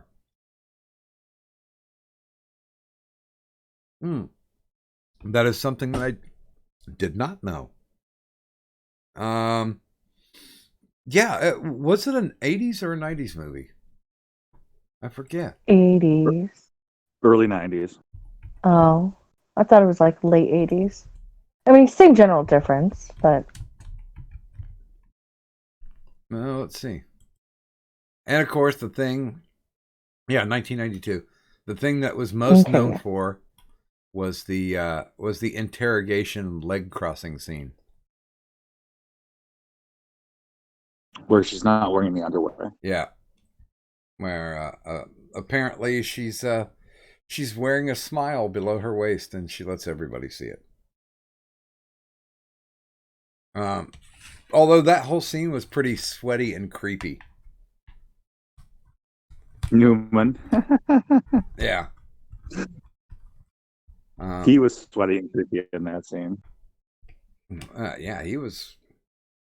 He did act like that that he had never seen pussy in his whole life, and that's really creepy. Okay, so what was your next movie? One of the greatest films of all time, Alien. Not only was it an exquisite sci-fi film, but it was also a fine horror film. And any of these stupid pukes nowadays who say things like "rah rah, Captain Marvel," we need like women starring in sci-fi films. Yeah, they're blind. I mean, because Sigourney Weaver did it better decades ago. Isn't she like the only female that's been nominated for an Academy Award for playing a science fiction character? I have no idea. Because she got nominated for Aliens. She did a fine job in the Alien films. Yeah. Here.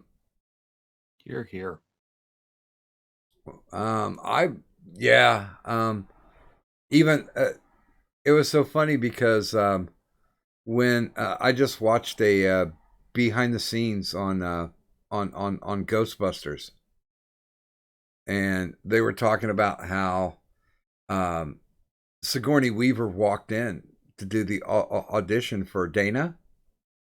And they're just like, well, she won't want to do this. She's just basically doing this because her agent is making her do this. You know, she's a big, serious actress. Mm-hmm. And her thing was, no, I told my agents that I wanted to book this. So I could come in and, you know, do some comedy for once. And yeah, rightfully, that was probably the first time she was on film and looked sexy.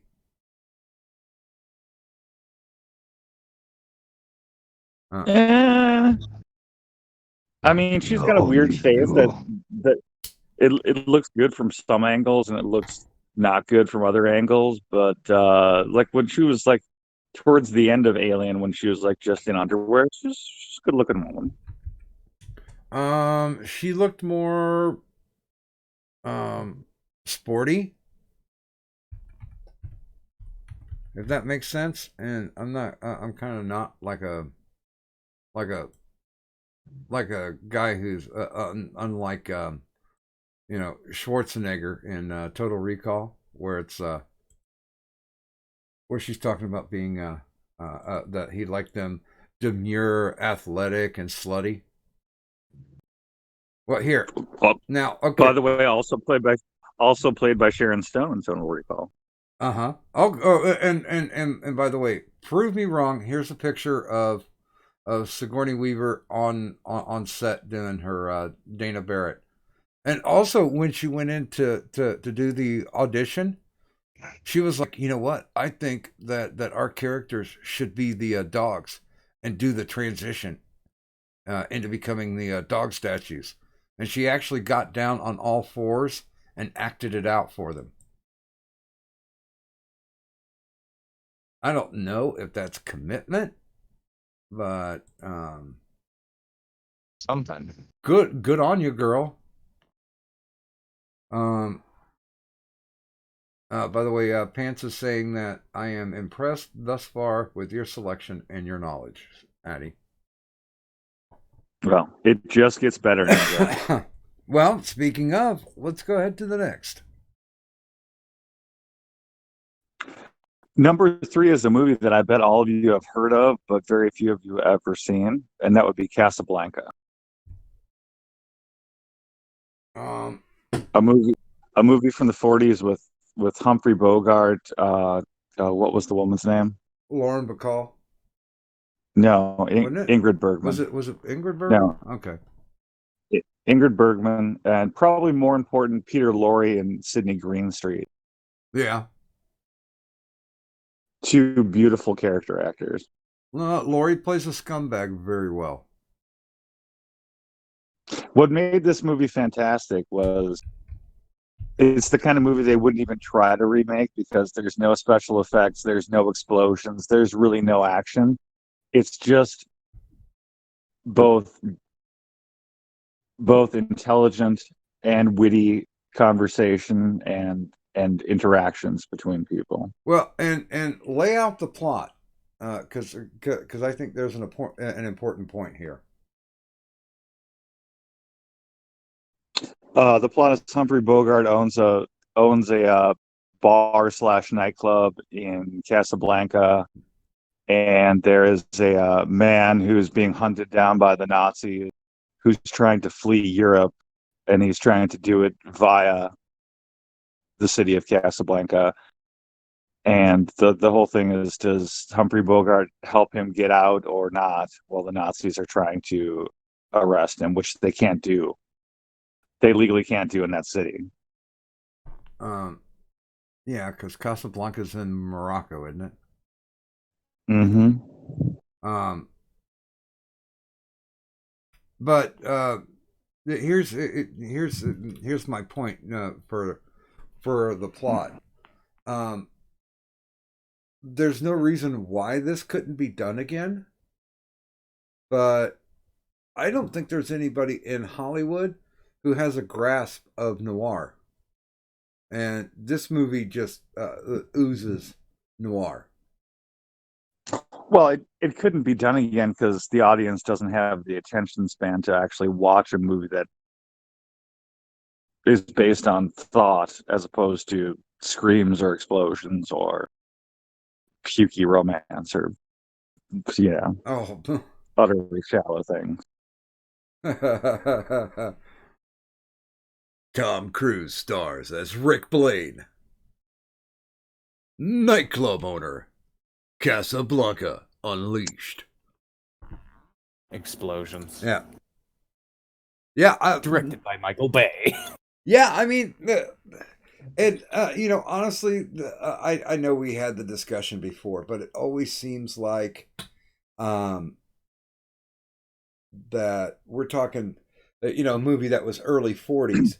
So technically the war was still going on at this point. And it was incredibly topical. But they actually had writers. They actually had people who made three-dimensional people. And they didn't have, so they might have had a couple of planes in the background. They might have had, the Nazi uniforms.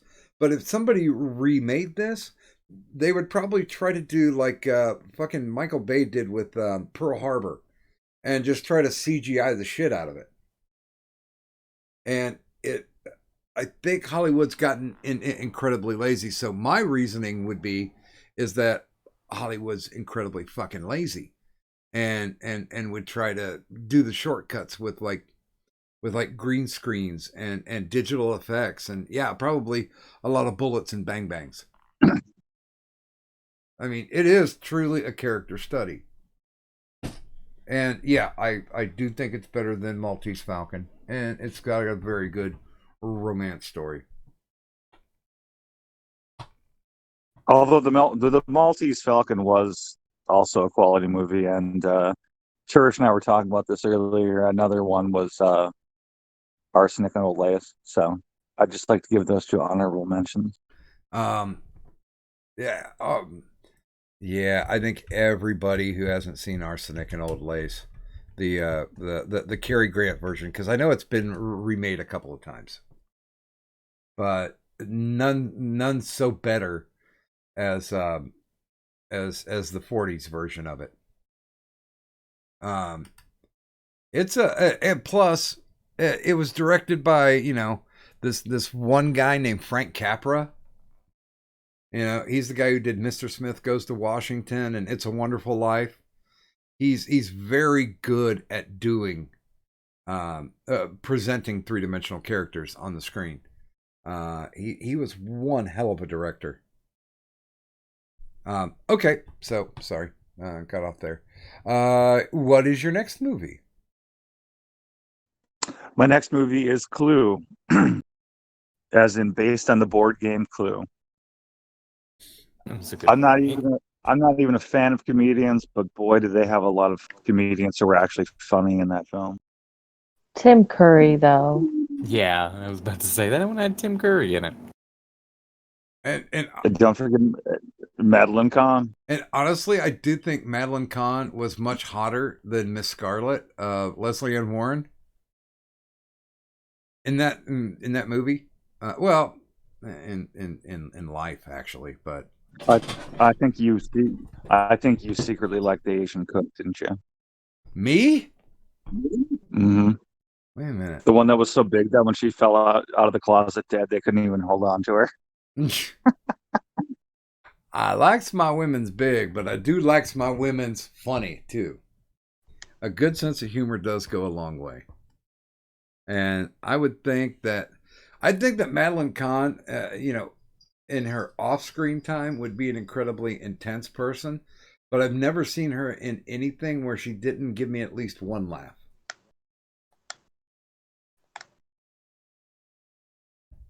It was a good cast. It was a funny, innocent little film. Well, yeah.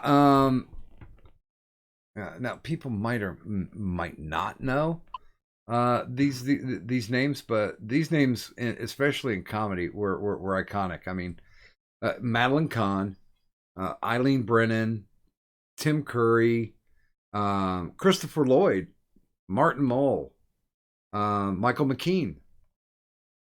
I mean, them some names. Those are guys that were kind of born and raised in the improv scene. And Yes. I just watched well, it's been a few months, but I watched a documentary on Clue. And apparently the director had certain things that he wanted to do, but he couldn't do it because they had studio execs on the set with him every time. And he would actually have to go to the actors and go, hey, listen, we need to get this filmed. And so this needs to be done. So he kind of left some of those scenes in the hands of these awesome improv artists. And if you've seen the movie, I mean, there's some clunker notes, but overall, the plot got pushed and people did a bunch of funny stuff. Except for Jane Wheedlin. She was a twat. Who? The singing telegram girl? Oh, well, she didn't last long, did she? No, thank God. Okay, so last but not least, your fifth recommendation. My final choice is The Princess Bride, which really, it's simply the best movie ever made. I mean, what more needs to be said? Yep. Men can like it, women can like it, and they can let their kids watch it because there's nothing bad in it, yet it still appeals to adults. And, well, let's be honest, Wesley really is the perfect man. Well, It is the most quotable movie of all time, and I will argue with anybody who tries to say otherwise. you want a peanut? Hello, my name is Inigo Montoya. Killed my father. Prepare to die. Earlier, so.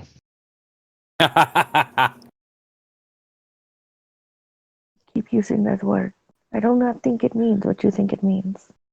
I'm surprised nobody's done inconceivable. Earlier. I mean, I don't want to get into the land war with Asia. You know what's funny? That Vizzini quote. Who was it? It was. I think it was me and Pants that were talking about it, and I did that quote. I was close. I did not get the whole thing, but damn, I was close. What is it? You fell victim to one of the classic blunders, the most famous of which is never get involved in a land war in Asia, but only slightly less well known is this: never go against a Sicilian when death is on the line. Oddly enough, you just made the Sicilian a Jew. You did. That was the most Jewish Sicilian I've ever heard in my life. You fell victim to one of the classic blunders. The most of which... And he's now orthodoxing that shit up. There you go. Inconceivable! Honestly, like, Addie, I'm really glad you chose that movie. Because if no one had, I would have been disappointed. But I was expecting somebody to. Right. Its rewatch value is, well, inconceivable. And William Golden, the guy who wrote it, was really protective of it. And for years, people have been had been trying to make it, and finally, Rob Reiner was like, "Well, what do I have to do to get you to agree to this?" And he sat him down and he said, "Listen, this is the best story that I've ever written. I don't want anybody fucking with it." And Rob Reiner was like, "Okay, well, why don't you just write the screenplay? If this is your baby, you write the screenplay." And so he did. There were no punch-ups done. It was specifically his all the way through. And Rob Reiner essentially followed the screenplay like the Bible. There was really not a lot of improv going on. Well, with the exception of kind of Billy Crystal. But... yeah, you got to have one bad apple, right? See, and he fun has one of the storming best. castle. He has one of the best interactions in the entire movie, if you ask me, and that's him in the giant when they knock on Miracle Max's door. Get out of here! I'll call the Brute Squad. I'm on the Brute Squad. You are the Brute Squad. You are the Brute Squad. Nah, him and his wife. Get back, witch. I'm not a witch. I'm your wife. But after what I just said, I'm not sure I even want to be that anymore. He said to blave, which means bluff. Liar! Liar! Yeah, I can't say how many people that I've heard say, "Have fun storming the castle." And it's like, do you know where that's from? No. And it's like, you fucking idiots, go watch Princess Bride. Bye, bye, boys. Bye. Think they'll make it? It'll take a miracle. Bye.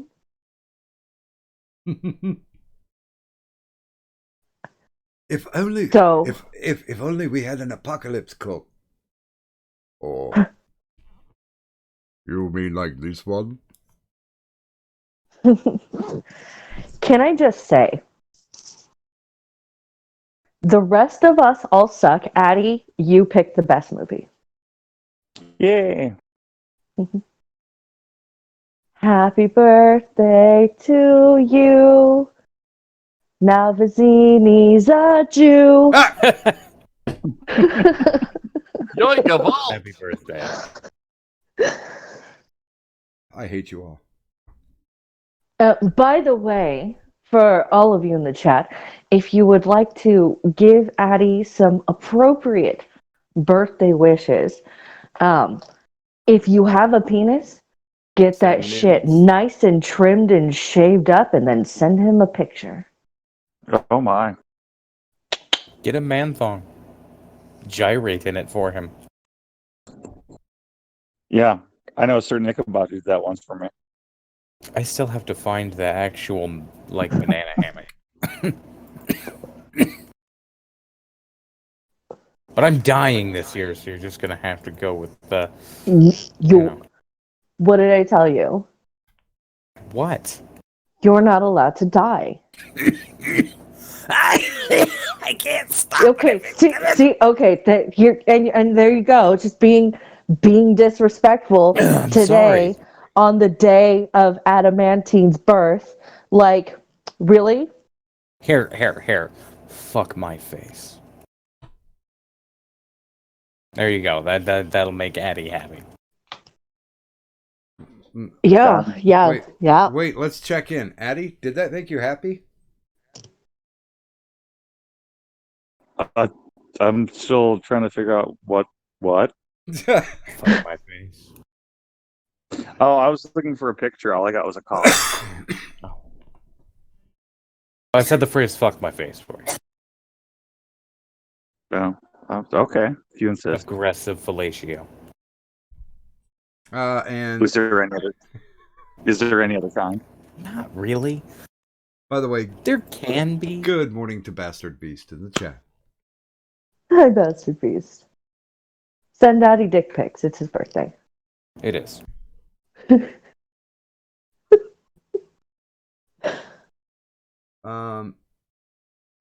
There's a certain tinge of evil to you, Kadant, that I like when birthdays come around.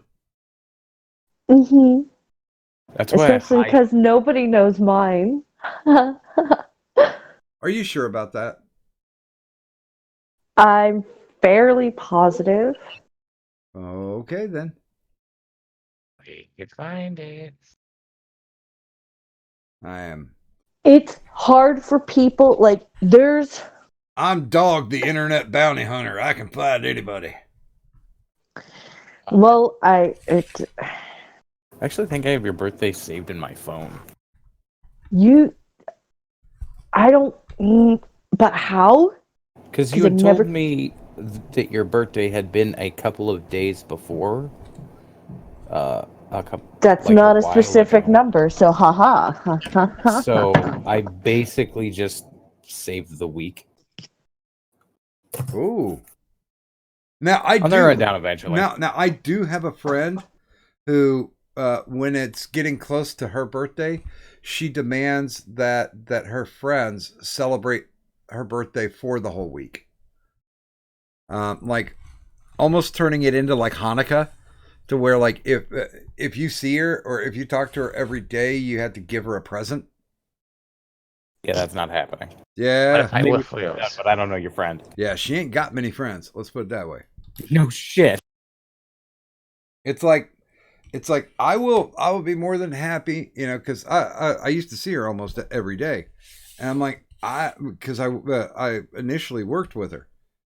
I'm like I'll be more than happy to wish you happy birthday on your birthday if you're cool with me giving you a gift, that's fine. I'm not giving you a bunch of gifts. I'm not lighting a menorah. It ain't happening. I'm not marking time for your fucking birthday. See, what you do, Doc, is you get them, like, instead of getting them a big gift, you get them 8 tiny gifts, like a pen set, a dreidel, just to really hammer the point home that if you want me to celebrate Hanukkah for you, I'm going to get you Hanukkah gifts. No, I have a great idea. Oh, Buy her something really small and cheap from IKEA and send her each day a piece of the single thing, and she can just build it herself. actually, Make sure the Allen wrench is the last thing you give her. Actually, one year, I got her a jewelry box and disassembled it and sent her the pieces. Nice. So, yeah, put me in dick mode and see what happens. Let's see. God, it's Sounds dirty. It's 4:30. Fuck. It is 4:30. By the way, Pants, if you want to slide up in here, you certainly can. We've only got mine to go, right? Mm-hmm. Okay. Well, I'm still here. Well, now we can do it in informally for watch. I'll go ahead and I'll go ahead and kick mine out. Let's go back to the set. See, I'm so happy with this because I don't know if anybody's noticed, but everybody got a graphic Like mine showing Doc pics, and it's got my enabler avatar there. I was so content with that. I mean, if I'd have been told ahead of time, And I'll be honest with you, I did not think about it. I proposed it to Kadant earlier in the day, and she's like, meh. And I'm like, okay. Well, because I wasn't sure what you were trying to say. Like, if you were going to be like, hey, let's watch like each of these movies or a trailer for each of our picks. I'm like, that's going to be a long thingy. That's therein lied my hesitation. So I apologize if I didn't come off as excited as I was for the idea, because the idea is amazing. I just wasn't sure how you were going to execute it with the way I thought we were going to be laying it out. So it's my bad. Oh, I should say, I don't know what's going on. Bastard Beast is saying quarter machine plastic ninjas or homies. Bitches love homies. bitches do love homies. You know what? I actually have the first 6 series of the homies, because when I would get off work, if it was late and the bar was already closed, I'd go to Kroger's, do a little bit of food shopping. So I'd have pocket change walking out the door, and they have the little turnstile vendors, and I would like buy a homie. It got to the point where I bought a shit ton of homies, and everybody at my work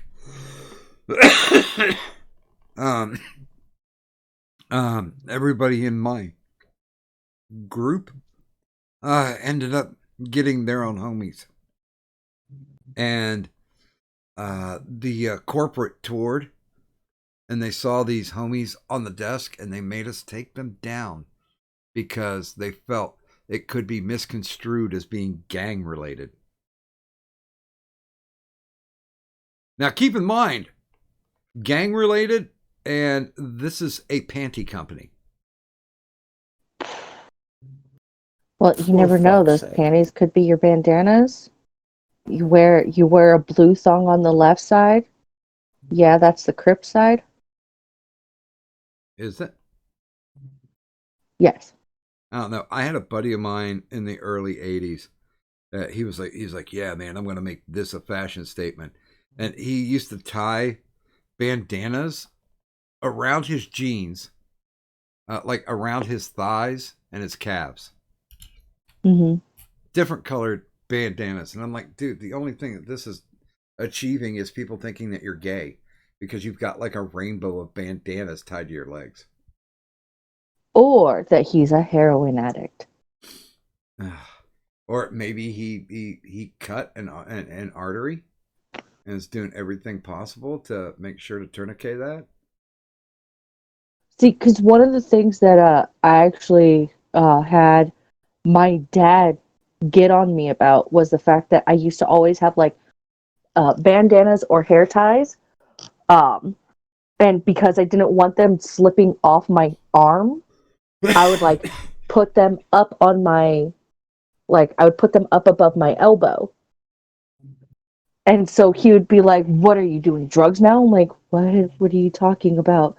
And so he got on me. He's like, "No, only drug addicts do that because, or they need the veins to pop." Well, and I'm like, or if you're a fucking poker dealer in the Wild West, they used to take like garters and to cinch up their sleeves. it wasn't because I would be wearing short sleeves, but I always wanted like a bandana or a hair tie if I had my hair down in case I wanted to put it up. By the way, I think we lost Turish. He's been overworking himself, so. I hope it put him to sleep. It's nice. Oh no, he just sent me a DM. He got that work thing. And the IRS certainly doesn't pay. So yeah, you go get yours. You earn your ends. Okay, like for mine, We're gonna start out with a classic. And of course, mine, just like everybody else's, there's no order to it. These aren't my five most favorite movies of all time. These are just movies I want to recommend to people that if they're bored and they do have a couple hours to kill, I think this can. I think this will fill it up nicely. So, like my first one, Blazing Saddles. I don't think Mel Brooks has made a better movie. It is amazing. And of course the rub that it gets is that it's a movie that could never be made again, especially in present times, because I can't think of a movie that's more politically incorrect than Blazing Saddles. But it broached subjects and made it funny. And usually, if you can make it funny, you can make people think. And this movie will make you think a lot about racism. And I honestly think that they should play this in like middle school, like around 8th grade, and make everybody watch it, and then test them on it. It's like, do you get the joke? If you're offended anytime through this show, just know that there was a black person and a white person who wrote all these jokes. So fuck right off with your bad self. I love me some Blazing Saddles.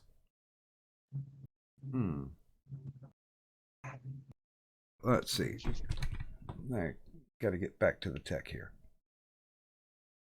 What? Okay, there we go. My next movie is all the way back to the 1960s, The Green Slime. This movie probably nobody has seen except me. It's a story. Okay, they basically had an American, an Italian, and a Japanese company get together and make this movie about people on a space station and on basically a trip to blow up an asteroid that's going to crash into a planet. They blow up the asteroid, but in the interim, they bring some type of goo. Somebody gets goo on their spacesuit, and that goo actually turns into one-eyed tentacle creatures that proceed to invade and multiply and try to destroy the station. But it's so funny having an Asian, Italian, and American cast together. It's a clunky fucking movie, but the Japanese director who was shooting it was trying to treat it like a comedy, but everybody else was trying to treat it seriously. And it probably has one of the most kick-ass theme songs. It was written by one of the guys from Deep Purple. Nice. Yeah, The Green Slime. Check it out. It's better than The Green Mile. I'll say that right now. God damn it. Yeah, that's going all the way back to like 1968. I don't even know how it got away with what it got away with, but oh man, the rubber monsters are fucking hilarious. One-eyed rubber monsters, and they just how they multiply is by heat, and literally they got the first creatures because they took the spacesuit and threw it in the dryer, and they multiplied out of the dryer. It's great. It's awesome. It's dumb. You should go watch it. My next one is a little ditty from Trey Parker and Matt Stone. A little movie called Orgasmo. The plot of Orgasmo is a martial arts a martial artist Mormon gets lured into porn. There you go. That's the plot. Take it. This was the one that they made in between Cannibal the Musical and before South Park. And if you haven't seen it, it's definitely worth the watch. Anytime you're getting an independent movie from Trey and Matt, it also behooves you to get the DVD because they have commentary on it. And from Orgasmo and Cannibal the Musical, it's all drunken commentary. As a matter of fact, at the end of the commentary on Orgasmo, they just kind of give up. It's like, fuck it, man. It's like 9 o'clock. Let's go to the strip club. And you can hear them all leaving. So, I don't want to sound queer or nothing, but I think unicorns are cool. Dude, I that shirt is available in the TeePublic store. I don't want to sound like a queer. Really? Yeah. I don't want to sound like a queer or nothing, but I think unicorns are kick ass. Yeah, I made that shirt for me a long, long time ago, and I kept the design. And I'm like, well, if I'm doing TeePublic, I'm gonna put some other stuff in there, like the We Tall Did shirt is in there, but not my Sniffle Squad one, fuckers. Next up, John Dies at the End. If you guys haven't seen this one, it's a fucking mind bender. I'd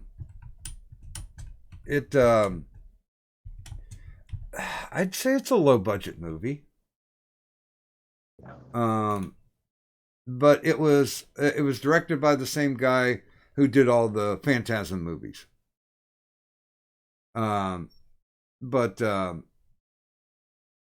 Basically, God, the plot to this is there's like a new drug out on the streets, and it basically kind of gives you like unearthly vision and communicative abilities, which are actually the actual drug is coming from not aliens, but like a netherworld, like an other world, to help pave the way for invasion of Earth. Now that seems kind of tame and kind of lame, but I assure you it is not. When they get to the scene where the guy escapes from the police station, and the only way he can communicate is to go to the hot dog cart and pick up the ringing hot dog and answer it like a phone, that will tell you essentially what you're in for with John Dies at the end. So yeah, go watch that one. I think that's probably the most modern one that I have on my list. No, I know it is, because it's like it's only like 7 years old. But yeah, that one's awesome. Last but never least, oh yes, the Blues Brothers. Well, I guess I did get my music in here. This is pretty much John Landis and Dan Aykroyd and John Belushi's love letter to blues music.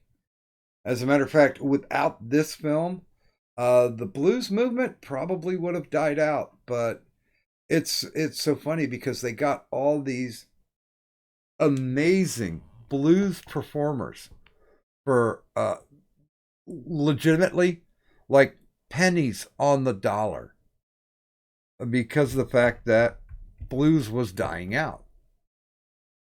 And I mean, they got people like well, it brought Aretha Franklin's career back to life. It brought James Brown back to the forefront. Hell, Ray Charles was in it, wasn't Yep, he? Ray Charles. Ray Charles, Cab Calloway, Johnny Lee Hooker. I mean, just a ton of blues people. And until Aretha Franklin died, she credited the Blues Brothers for jump starting her career again. And who can ever forget? Let's go bust these guys. Well, wait a minute. I haven't even heard him sing. Orange Whip, Orange Whip, Orange Whip, Orange Whip, 3 Orange Whips. Orange Whips, arms. Yeah. 3 Orange Whips. It's an amazing, weird fucking movie that probably has the best and most prolonged car chase scene and the biggest car crash scene ever. And they literally did it in Chicago proper. Yeah. They did. Oh, go ahead. Oh no, as being someone from, the Chicago, well, close enough to Chicago. Yeah, I've heard stories. Plus, there happens to be in the bottom of the church when they're talking to Cab Calloway's character. Yeah. You can see a Kiwani boiler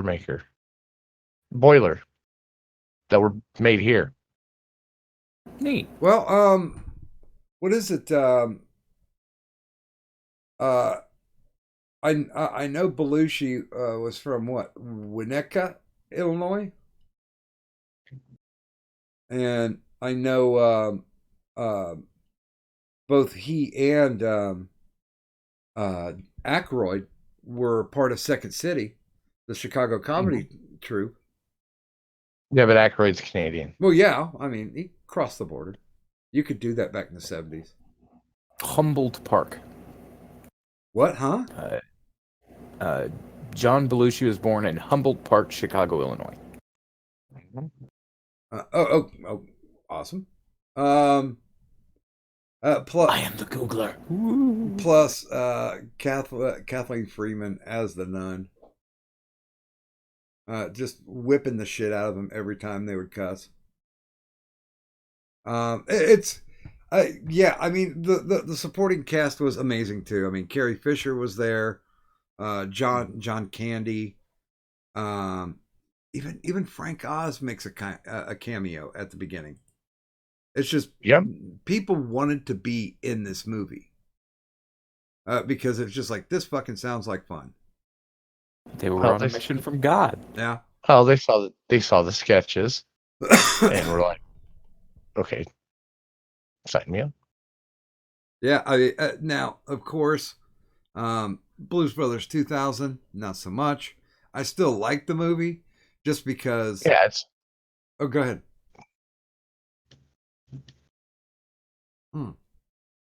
Because it. I mean, it had good points. Well, it did have the greatest assembly of bluesmen.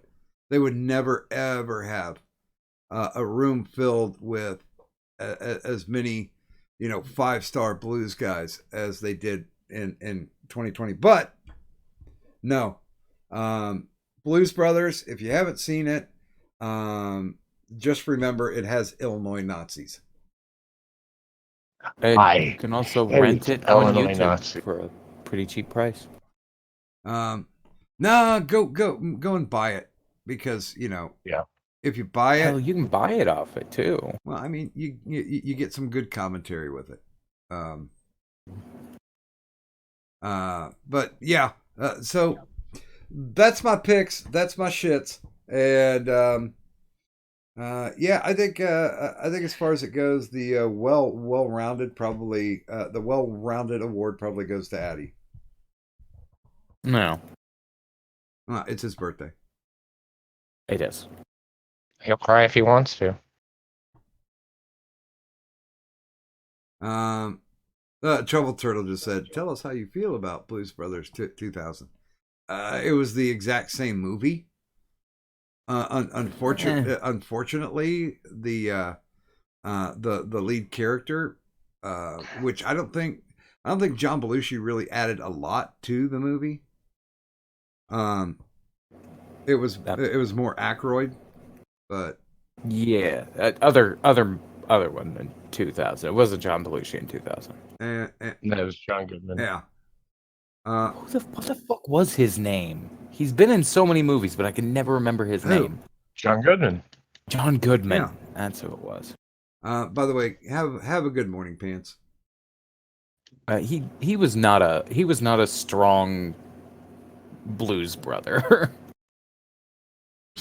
Bastard Beast. Quoting a line from Blazing Saddles. The song that they're doing. French Mistake. Yeah. But it's Mystique, though. Just that one correction. Throw out your hands, stick out your tush, hands on your hips, give it a push. Oh, God. Yeah, Blazing Saddles. Fuck. It was a good movie. I am so good. They're so stupid. I even made the thing for you, Doc. Are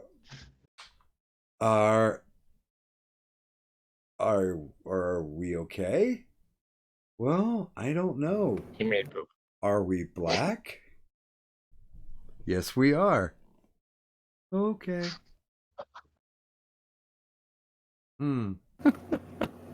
So, The problem with his shooting hand. yeah.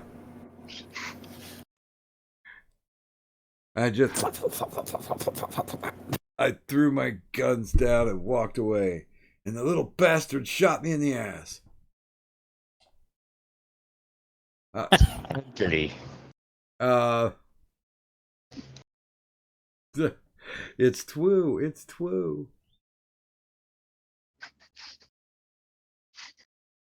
I don't know.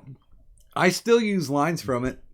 Anytime somebody's asking me about shit, I liberally will use "Don't know, Mongo only pawn in game of life." I thought maybe you were thinking that. Don't move or I'll shoot this. Jesus. Oh lordy, Which is lordy, funny. do what he say, do what he say. God. Now he's Crazy. Discord must be playing its fuckery on Eddie. Damn Discord. Fucking Discord. Trouble Turtle saying disappointed no one chose Pluto Nash. No.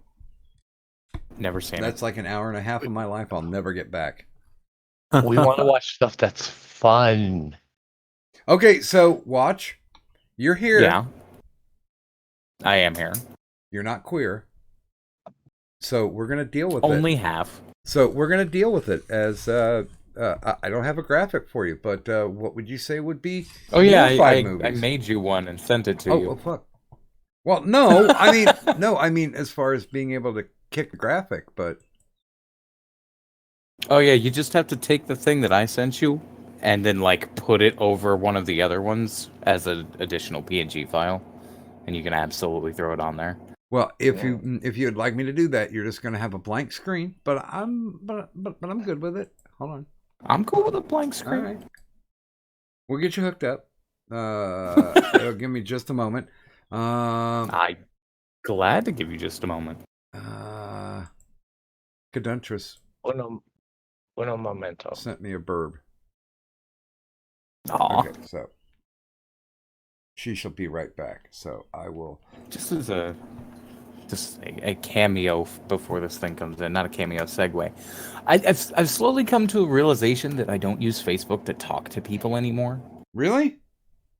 I only use Facebook to find like stupid memes that people I don't know post and send them to Kadun. There are some wonderful meme pages out there.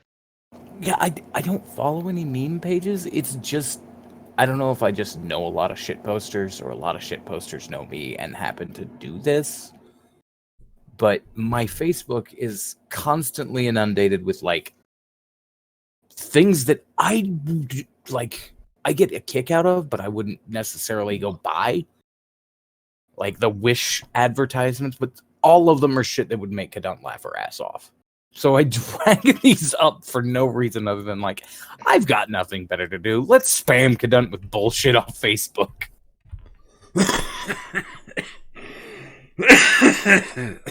I don't know. To me, Facebook now has become an act my age. It feels like, it's like act your age, and for that, you have to go to Facebook to do that. And it makes me feel old and it makes me feel tired. But yeah, every so often, there'll be a really good meme and I'll be like, okay, I'm good with this. Yeah. It's better than fucking Twitter, to be fair. The only thing I go on Twitter for is cute animals. I used to be active, but ever since the whole fucking my last hibernation, when I started writing the comedy special, I just don't ever go on there anymore. I deactivated my old account. Now I basically just lurk. Yeah, it's kind of strange because I'm pretty much of the opinion myself that Twitter has become incredibly useless to anybody who has an actual brain. Oh yeah, it's a fucking dumpster fire. There's no reason to really go on there unless you want to smell some trash. Yeah, and I mean the whole when the whole Broski and TM thing popped off, I had no fucking clue that it was going on. I didn't know anything happened between Broski and TM. Yeah, they started doing the thing about shitting on TM about all he is just a drunk, and TM was like, well, you know what, motherfucker, then you need to pay me back the $1,000 that I loaned you. He sent him like 500 because Broski was saying that his cat was sick, so he sent him $500 for it. And the cat did eventually die. And then he was talking about wanting to get a memorial tattoo. And so he sent him some money for that. And apparently that didn't happen either. Man, I just try to stay the hell out of all the drama that happens on the internet. It's well, yeah. I mean, yesterday people were like, "Wow, you got up to 33 viewers," and I'm like, I said this in the after stream, so I have no problem to reiterate it over the live stream, and that's there's like a hardcore audience that usually shows up like every night, whether or not they can't go to sleep or they've got they're working a third shift and they just want to listen to something. It's like 16 people, and I couldn't give a fuck if more than 16 people watched, because I know that these people have been coming back for over 300 shows, and I appreciate the hell out of that. And I respect that. Other than, like the other half of the people that dipped in were just dipping in to get the drama, or they were doing the whole, you're going after my boy, or we need some more ammunition so we can use on this person. It's like, you don't fucking need to be here. You don't get it. Danny last night he just simply wanted to vent, because it's like people were shitting on him. He's not on Twitter anymore, but apparently there's a healthy amount of shitting on him going on in the Discord. And once again, it's one of those things. It started over something incredibly stupid, and then just started escalating up. And he was frustrated by it because he doesn't have a forum. I mean, he couldn't go on to Optic's show and actually have a debate about it, and he certainly doesn't want to go on to any of the signal boosting drama streams. Yeah. So he came here. And he said his piece and everything was good. And I still I haven't seen, like, I think they sent me like one link to go check out on Twitter. Because I'll be honest with you, I would have never fucking found it because, like we were saying, spend almost no time on Twitter. Twitter is like a fucking flip phone to me now. Basically, if somebody wants to get a hold of me, there's a DM, and I do the whole no context tweet stuff. But that's a gimmick that's been running a long time and probably still will continue. But yeah, I fail to find the full usefulness of what Twitter is.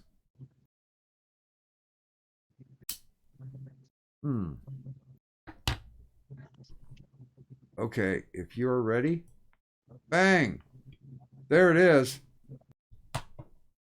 Did it come out looking okay? If you look closely, you can see the lines. But fuck you guys, don't look closely. Just enjoy it. I'm gonna look closely. I'm gonna look. No, I'm gonna do it. No, just enjoy it for what it is. Enjoy it for the slapdash piece of shit I made. Yay. Enjoy it for what it is. Okay. It looks like it says watch his dicks. I'm just saying. That's my fault, though. I didn't share the font, so that's my bad. So, you have 5 movies that you would like to recommend to help kill the boredom during this flu that apparently hasn't killed more people than SARS. Nah, fair enough. So, depending on like what you're looking for a classic movie, I would wholeheartedly suggest the old Danny Kaye film, The Court Jester. Oh God, I haven't seen that in forever. I know it's one of those movies that like lurks in the back of your mind and you remember shit from it all the time, but you cannot remember the name of that fucking movie. It's the movie where they got the that's the one with Basil Rathbone, right? Yeah, Rathbone's in there. And one fucking kick-ass sword fight too. Yeah. Okay. And the thing that everybody remembers from it is the vessel with the pestle has the pellet with the poison, the flagon with the dragon has the brew that is true. Yep. Everybody remembers that. Nobody fucking knows where it's from. It's from The Court Jester. Danny Kaye was a great physical comedian too. He was very good at what he did, and it was very much worth the time to actually just sit down and watch it. Yeah, it's worthwhile. The movie like that does go fast. And by the way, good morning to TM in the chat. Yeah, we were just talking about you. Ears are probably burning. The next one is Robin Williams in anything that like throws him wildly out of his normal character is always interesting to me. I find it like this interesting little character study, and that's why I'd say The Birdcage. It's one of those movies that they could never make again today, because The Birdcage, the entire premise of it is Robin Williams and Nathan Lane are a gay couple that run a drag show in South Beach, Florida. And oh my God, their son, who is the son from like a guy in a completely different, Robin Williams' character ends up like banging somebody else at the beginning of his life, and he has a son, and then the son wants to marry this lady, and the lady is the daughter of like this hardcore fundy Christian Republican. That was Gene Hackman, right? Yeah, it was Gene Hackman, and it was it's a good movie to sit there and watch. Just throwing Nathan Lane in anything where he gets to just completely limp wrist it up is amazing for a movie. He scares me. Nathan Lane? Yes. When he Hakuna Matatas, it sounds sinister. A little bit. Bear with me here for just a second. Okay. What did you think of the original, or did you see the original? I didn't ever get a chance to see the original. La Cage aux Folles? Yeah, I have not. I have not got to see the original. It's a relatively decent movie from what I've been told. I have not seen it. It's French. I'm going to have to warn you. There are homosexuals in there. You don't say. There is. And you would think the French, gay people? No, that wouldn't be anything. I mean, you expect hairy women smoking, but you don't expect gay people with the French. Oh yeah. I mean, that just should be common sense, right? Let's see. For the next one, let's go with another older one that you probably remember. The old Hobbit. Not the new version of the Hobbit, the old animated one from God, when did this come out? 1977. That was Warner Brothers Entertainment put it out. Wasn't that a Bakshi one too? I'm not 100% sure. Arthur Rankin Jr. was the director. Oh, Rankin and Bass. Yeah. But yeah, no, it was a really beautifully animated, beautifully done. I like it better than the new Hobbit, but I like musicals, so I have no fucking word to talk. Well, wait a minute. That's the one that had the song "Where There's a Whip, There's a Way." No, that's the Return of the King version. That one came after this. Yeah. This one had down to Goblin Town. Oh, okay. Admittedly, I do like the song "Where There's a Whip, There's a Way," and I'm sure Kadant can appreciate the song too. I don't know when she comes. When she comes back, we will axe her. We could definitely ask her when she comes back. So that's 3 out of 5 of what I got so far. God damn it. Okay, come on.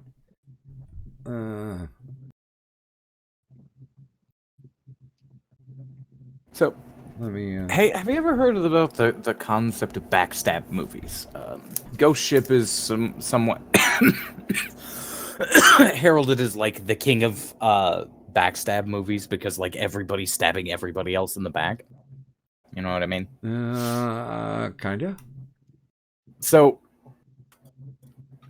about 2 steps down is what I'm gonna suggest as my number 4, and that's Lucky Number 11. This is another one of those movies that nobody ever fucking remembers the name of, but it's got Bruce Willis, Josh Hartnett, Ben Kingsley, Morgan Freeman. Like that was a fantastic film, by the way. It is. It's a wonderful film, but like there's these 2 mob bosses, and they pick up this dude, and it's like one of those, oh, it's mistaken identity, and they give you that concept through the entire movie. And then at the end, there's a fucking twist. And it's one of those movies that you can only summarize with Kansas City Shuffle. Kind of almost sounds like Smoking Aces. I haven't seen Smoking Aces, so I don't know. Also a wonderful movie and similar moods, not similar stories.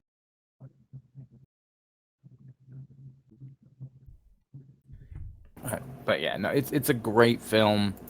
The guy who plays the main character is really good at what he does. It's got Lucy Liu in it. In the appropriate amounts of Lucy Liu. Like, she's not always on screen. She's not a main character. But she's there just enough to move the plot along. So, like, she doesn't reprise her character in City of Industry where she was just a topless dancer. Not a topless dancer. It's like, have you ever seen a movie where Lucy Liu is the main character? No.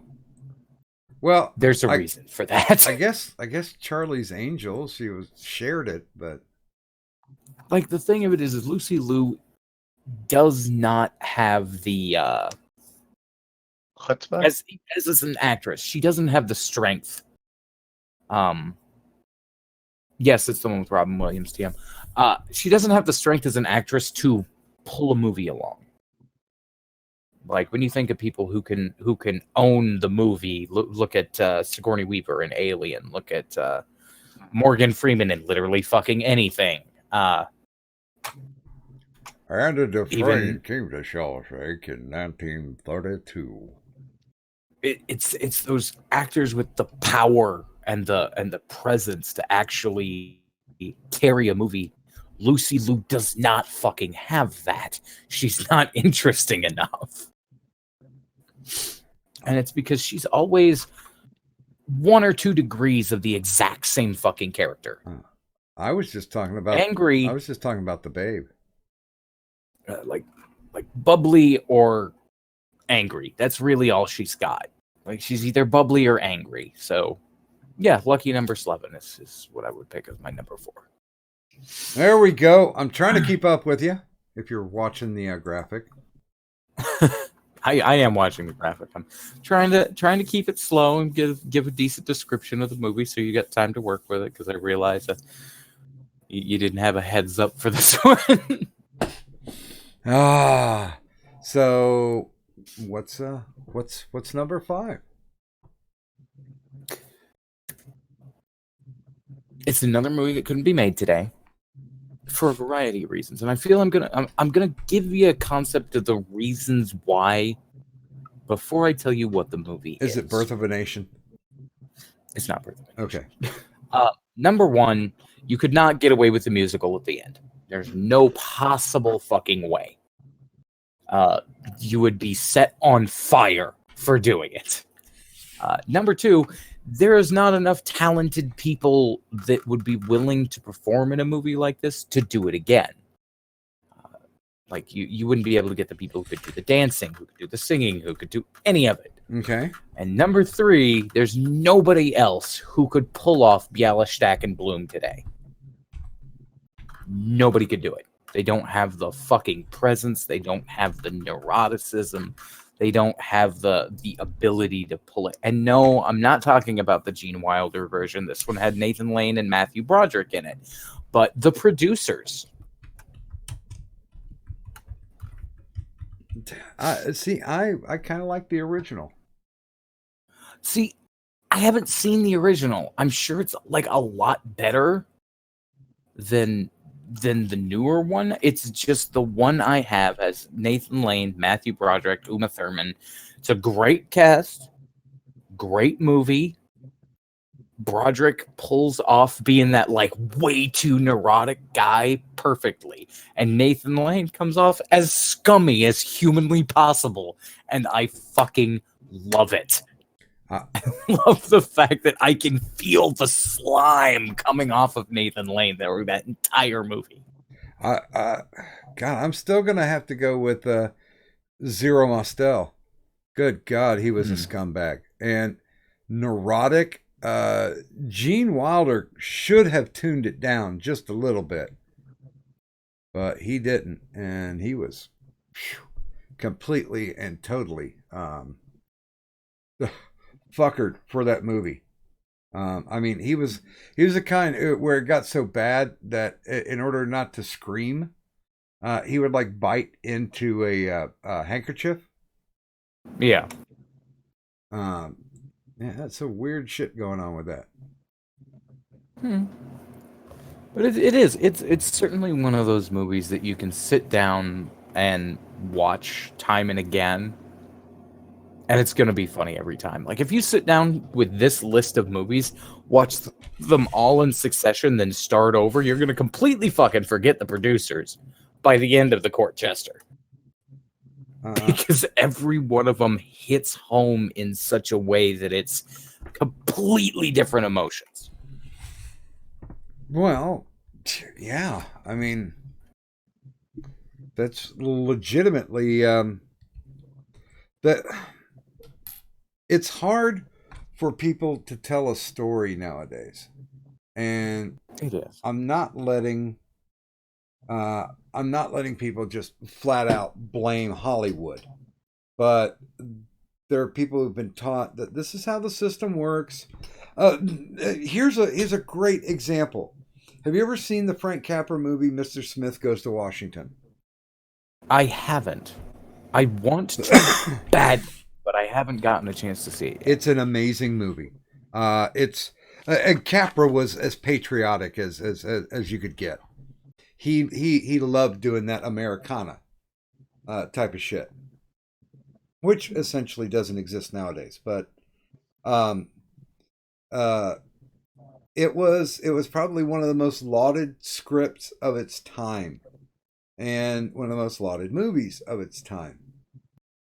And this one guy, just to do a writing experiment, took and put a different cover on it, put his name on it, shopped it around Hollywood, and nobody would make it. Because they said, this script is not believable. It's a bad script. Now, granted, this was done, like, I think in the either late 80s or early 90s. But, yeah. It's just amazing what is considered quality in entertainment. I know they just talked about there's some type of female-centric Marvel TV series that or Star Wars TV series that's going to come around through Disney Plus. And instead of hyping, hey, we've got a good story, they hyped, well, it's a female-centric show. What the fuck are they thinking? I mean, okay, females may make up over a little over half of the population, but Right. that's just little over a half. And you can bet that there's even a smaller percentage of women who enjoy science fiction. An insanely smaller amount. But no, hey, it's all about women. And I'm like, wait a minute, you're going to have like an action adventure show all about women? Action adventure is kind of a demographic that's more focused to, me man, What do you earn about? Okay. Nope. I have once again found a thing to send to Kadant. What the fuck? Wait a minute, did Kadan actually come back? I do not know. The Kadant came back the very next day. Kadant came back, we thought she was a goner.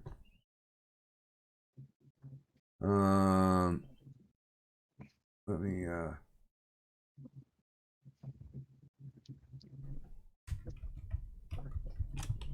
sorry guys, I'm typing out here.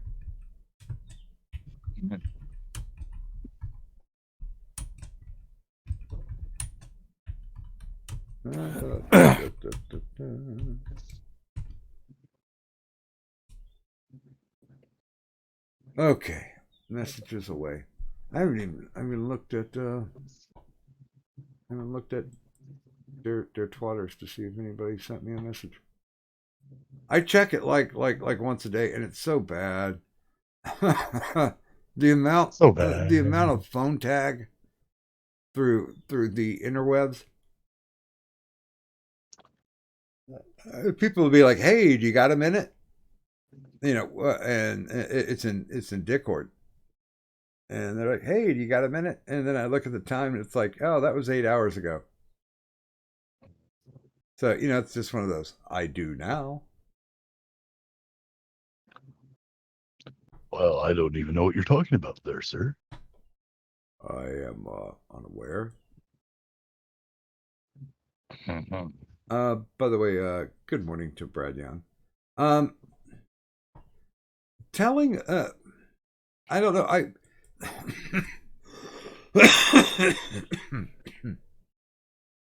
he says, telling a story is kind of a lost art. Too much instant gratification or shorter attention spans. And it makes me feel a lot like, you guys ever read or watched the movie? Fahrenheit 451.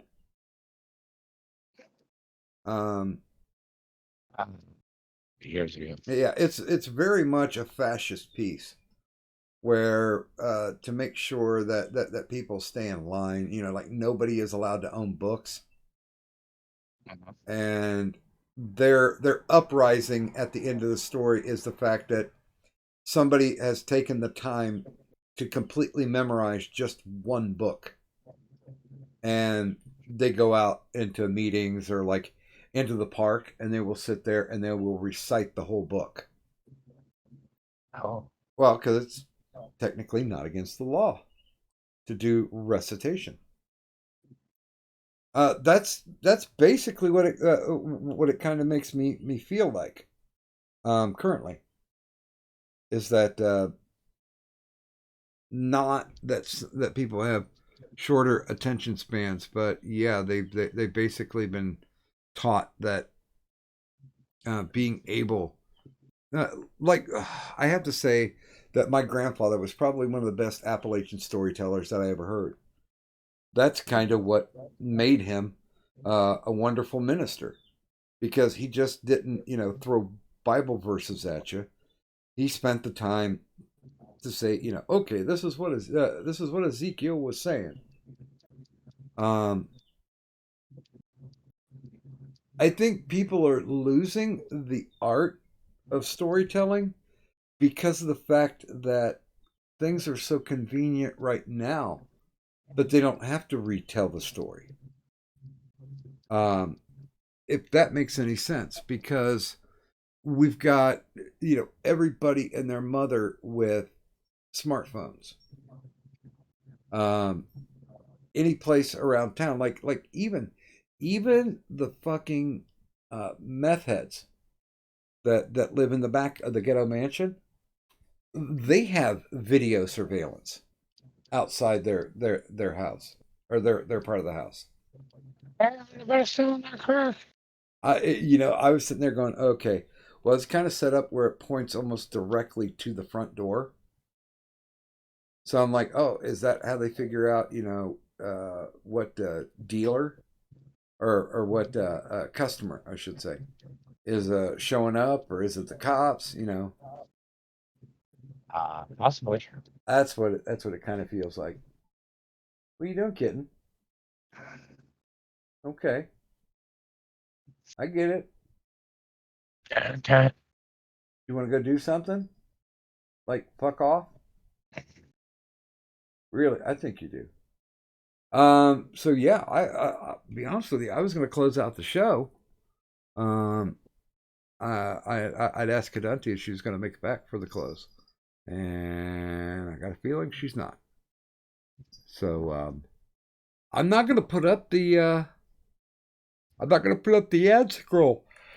Fuck, I'm not going to put up the ad scroll either because it's so goddamn out of date. I mean, like we went through it and there was like what, 4 that were current. I mean, holy shit. And there's still Morning Decay in there. Although I did ask whether or not it would be a good idea just to pull it. And somebody said that apparently I was getting trash talked on there, and I don't see why, because I haven't interacted with the fucking guys since 2018. So, fuck, I don't know. Let's go ahead and do some shilling, shall we? And then, anybody who is of the mind, you can hop on over to the after stream, or as we like to call it, the Addy Love after stream. Oh yeah. Oh yeah, baby. So we went top to bottom last time. Bottom to top works this time. Watch, start us off, please. Son of a bitch. You got me this time. You got me this time. Caught you Well, flat-footed. I don't have anything coming here for at least another week, but I am going to be recording the actual stand-up comedy special here this week, and then it'll be put on the onto the channel. Just look for it. It'll be called Ichabod Trash Opinions. So, look forward to that. Yeah, the only bad thing I can think of is usually stand-up is like the ultimate place to get your immediate audience reaction. Oh, we have workshopped an audience. There's going to be a few people that will be there during the recording. So basically, Trash Opinions was filmed before a live studio audience. Oh, there you go. Of like 8 people, because that's all I can fucking find that wants to sit there and listen to me ramble on like a comedian for an hour. Well, there are people who show up for Amy Schumer, so anything's possible. Who? I mean, at least I'm kind of funny. Mm-hmm. I would say that's really all I got coming up is the comedy special. I would say you've got some good ranting going on. Not as not as pulp culture-y as Dennis Miller, but then again, he's kind of slid off the wagon. See, I've been writing it since last year. Right when I went on my my usual hiatus during the winter and all that, I've been trying to get it written up, getting everything set up, and I think I've got a solid idea of how it's gonna go. Cool. Practiced a few times. It should come out good, or it's gonna be a complete fucking tank, and I'll have no reason to ever try again. Oh, dude, yeah, I've done stand up on open mic night. Maybe 1 or 2 jokes hit, but good God, yeah, that was discouraging. That was definitely discouraging and bruising. Not to just my ego, but my id as well. Well, I used to do the open mic nights a lot. I just it's quarantine. I can't do it anymore. Nah, I don't think I ever would again. But okay, before I nod off myself, Addie, do you have anything that you would like to show? I've got nothing. Bitch does stuff on Saturdays and Sundays. Are you? Yeah. Well, you're still showing. You're still doing shows with Keck, right? Yeah, we stream on his channel on Sundays about politics. Don't you still do drinks with friends? Whenever I'm drunk and in the proper mood. Are you plotting on doing one today since it's your birthday? Well, the drinking will start very early today, so once I black out, I make no guarantees anything could happen. All right. Here's to let me know. I'll join. Here's to some magical blacking out. Gotta love it. Mm-hmm. Cheers to that. Pickle. I do stuff sometimes. And things. Sometimes people watch. Ooh. I'm lying. Nobody watches my shit. Don't you do the sounding board? Yes. I do. I watch. And when can people tune in to the sounding board? That would be on Tuesdays. Midnight. So go check out the Pickles sounding board show on Tuesdays at midnight. And there's always nocturnal transmissions. That too. Yes. Your midweek pre-IRS destination. Should Dr. Cadet. You said Norm. Yeah, I've had to add that in. Although you got to admit, you're like the first channel that I come to when you're running, and I'm like, yeah, we're not running, or no, we're gonna be late. But we always stop by and give you an update, because I mean, if you've got, and we've also delayed starting the show because if you've got a goodly amount of people and a decent discussion going on, there's no way I want to disrupt that, because Right. Good God. I would say we around in this neighborhood we usually share a lot of the same subbies. So, there's That that. still sounds weird. That still sounds weird, Doc. What you mean, having a chubby? No, calling them subbies. Oh, I mean, to be fair, subbies with a chubby would be even weirder, but still. better than You've got to see my show. This has got to be like the lowest energy we've ever been for the shilling portion. No. No. We've definitely been worse. Yeah. TM, by the way, does say happy birthday, Addie, as well as Brad Young. So happy birthdays to Addie from the chat. The Addy fan base continues to grow. Since Kadunti is not here, I'll go ahead and, you know what, I really haven't done it in a while. So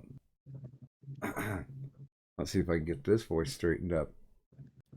For the finest in bootleg medical merchandise, look no further than Doc Griffin's TeePublic Store. That's right, Doc Griffin's TeePublic Store. Hey. I'm conversating here, cat. Fuck off. Let's see. That's right, Doc Griffin's TeePublic Store, now featuring over 32 designs of some of your favorite YouTube artists. So stop by Doc Griffin's store and buy something, damn it. And by the way, if you guys hadn't heard, the order is in for the new Queensboro audience appreciation gear. Very nice. And the word, of course, is poo-poo. There will be poo-poo. So I heard that. yeah, oh God, I'm so happy with that design. I just hope, when it's done, it comes back to me and it's balls, man. That just sucks. So from my mystical, magical, malevolent, magnificent, majestic co-host, Cadunt, and myself, Doc Griffin. Hey, thanks everybody, especially Tourish, Full Metal Pickle, Sir Adamantine, Watch, and 3/4 Yoda for stopping by this evening. And of course, we appreciate you in the chat as well. So this is Doc Griffin saying thanks everybody for stopping out. And if you would please just do me one simple favor. Leave the money on the dresser. Bye. Rebel, rebel, rebel, rebel, rebel, rebel, rebel, rebel, rebel. Bitch, bitch, bitch.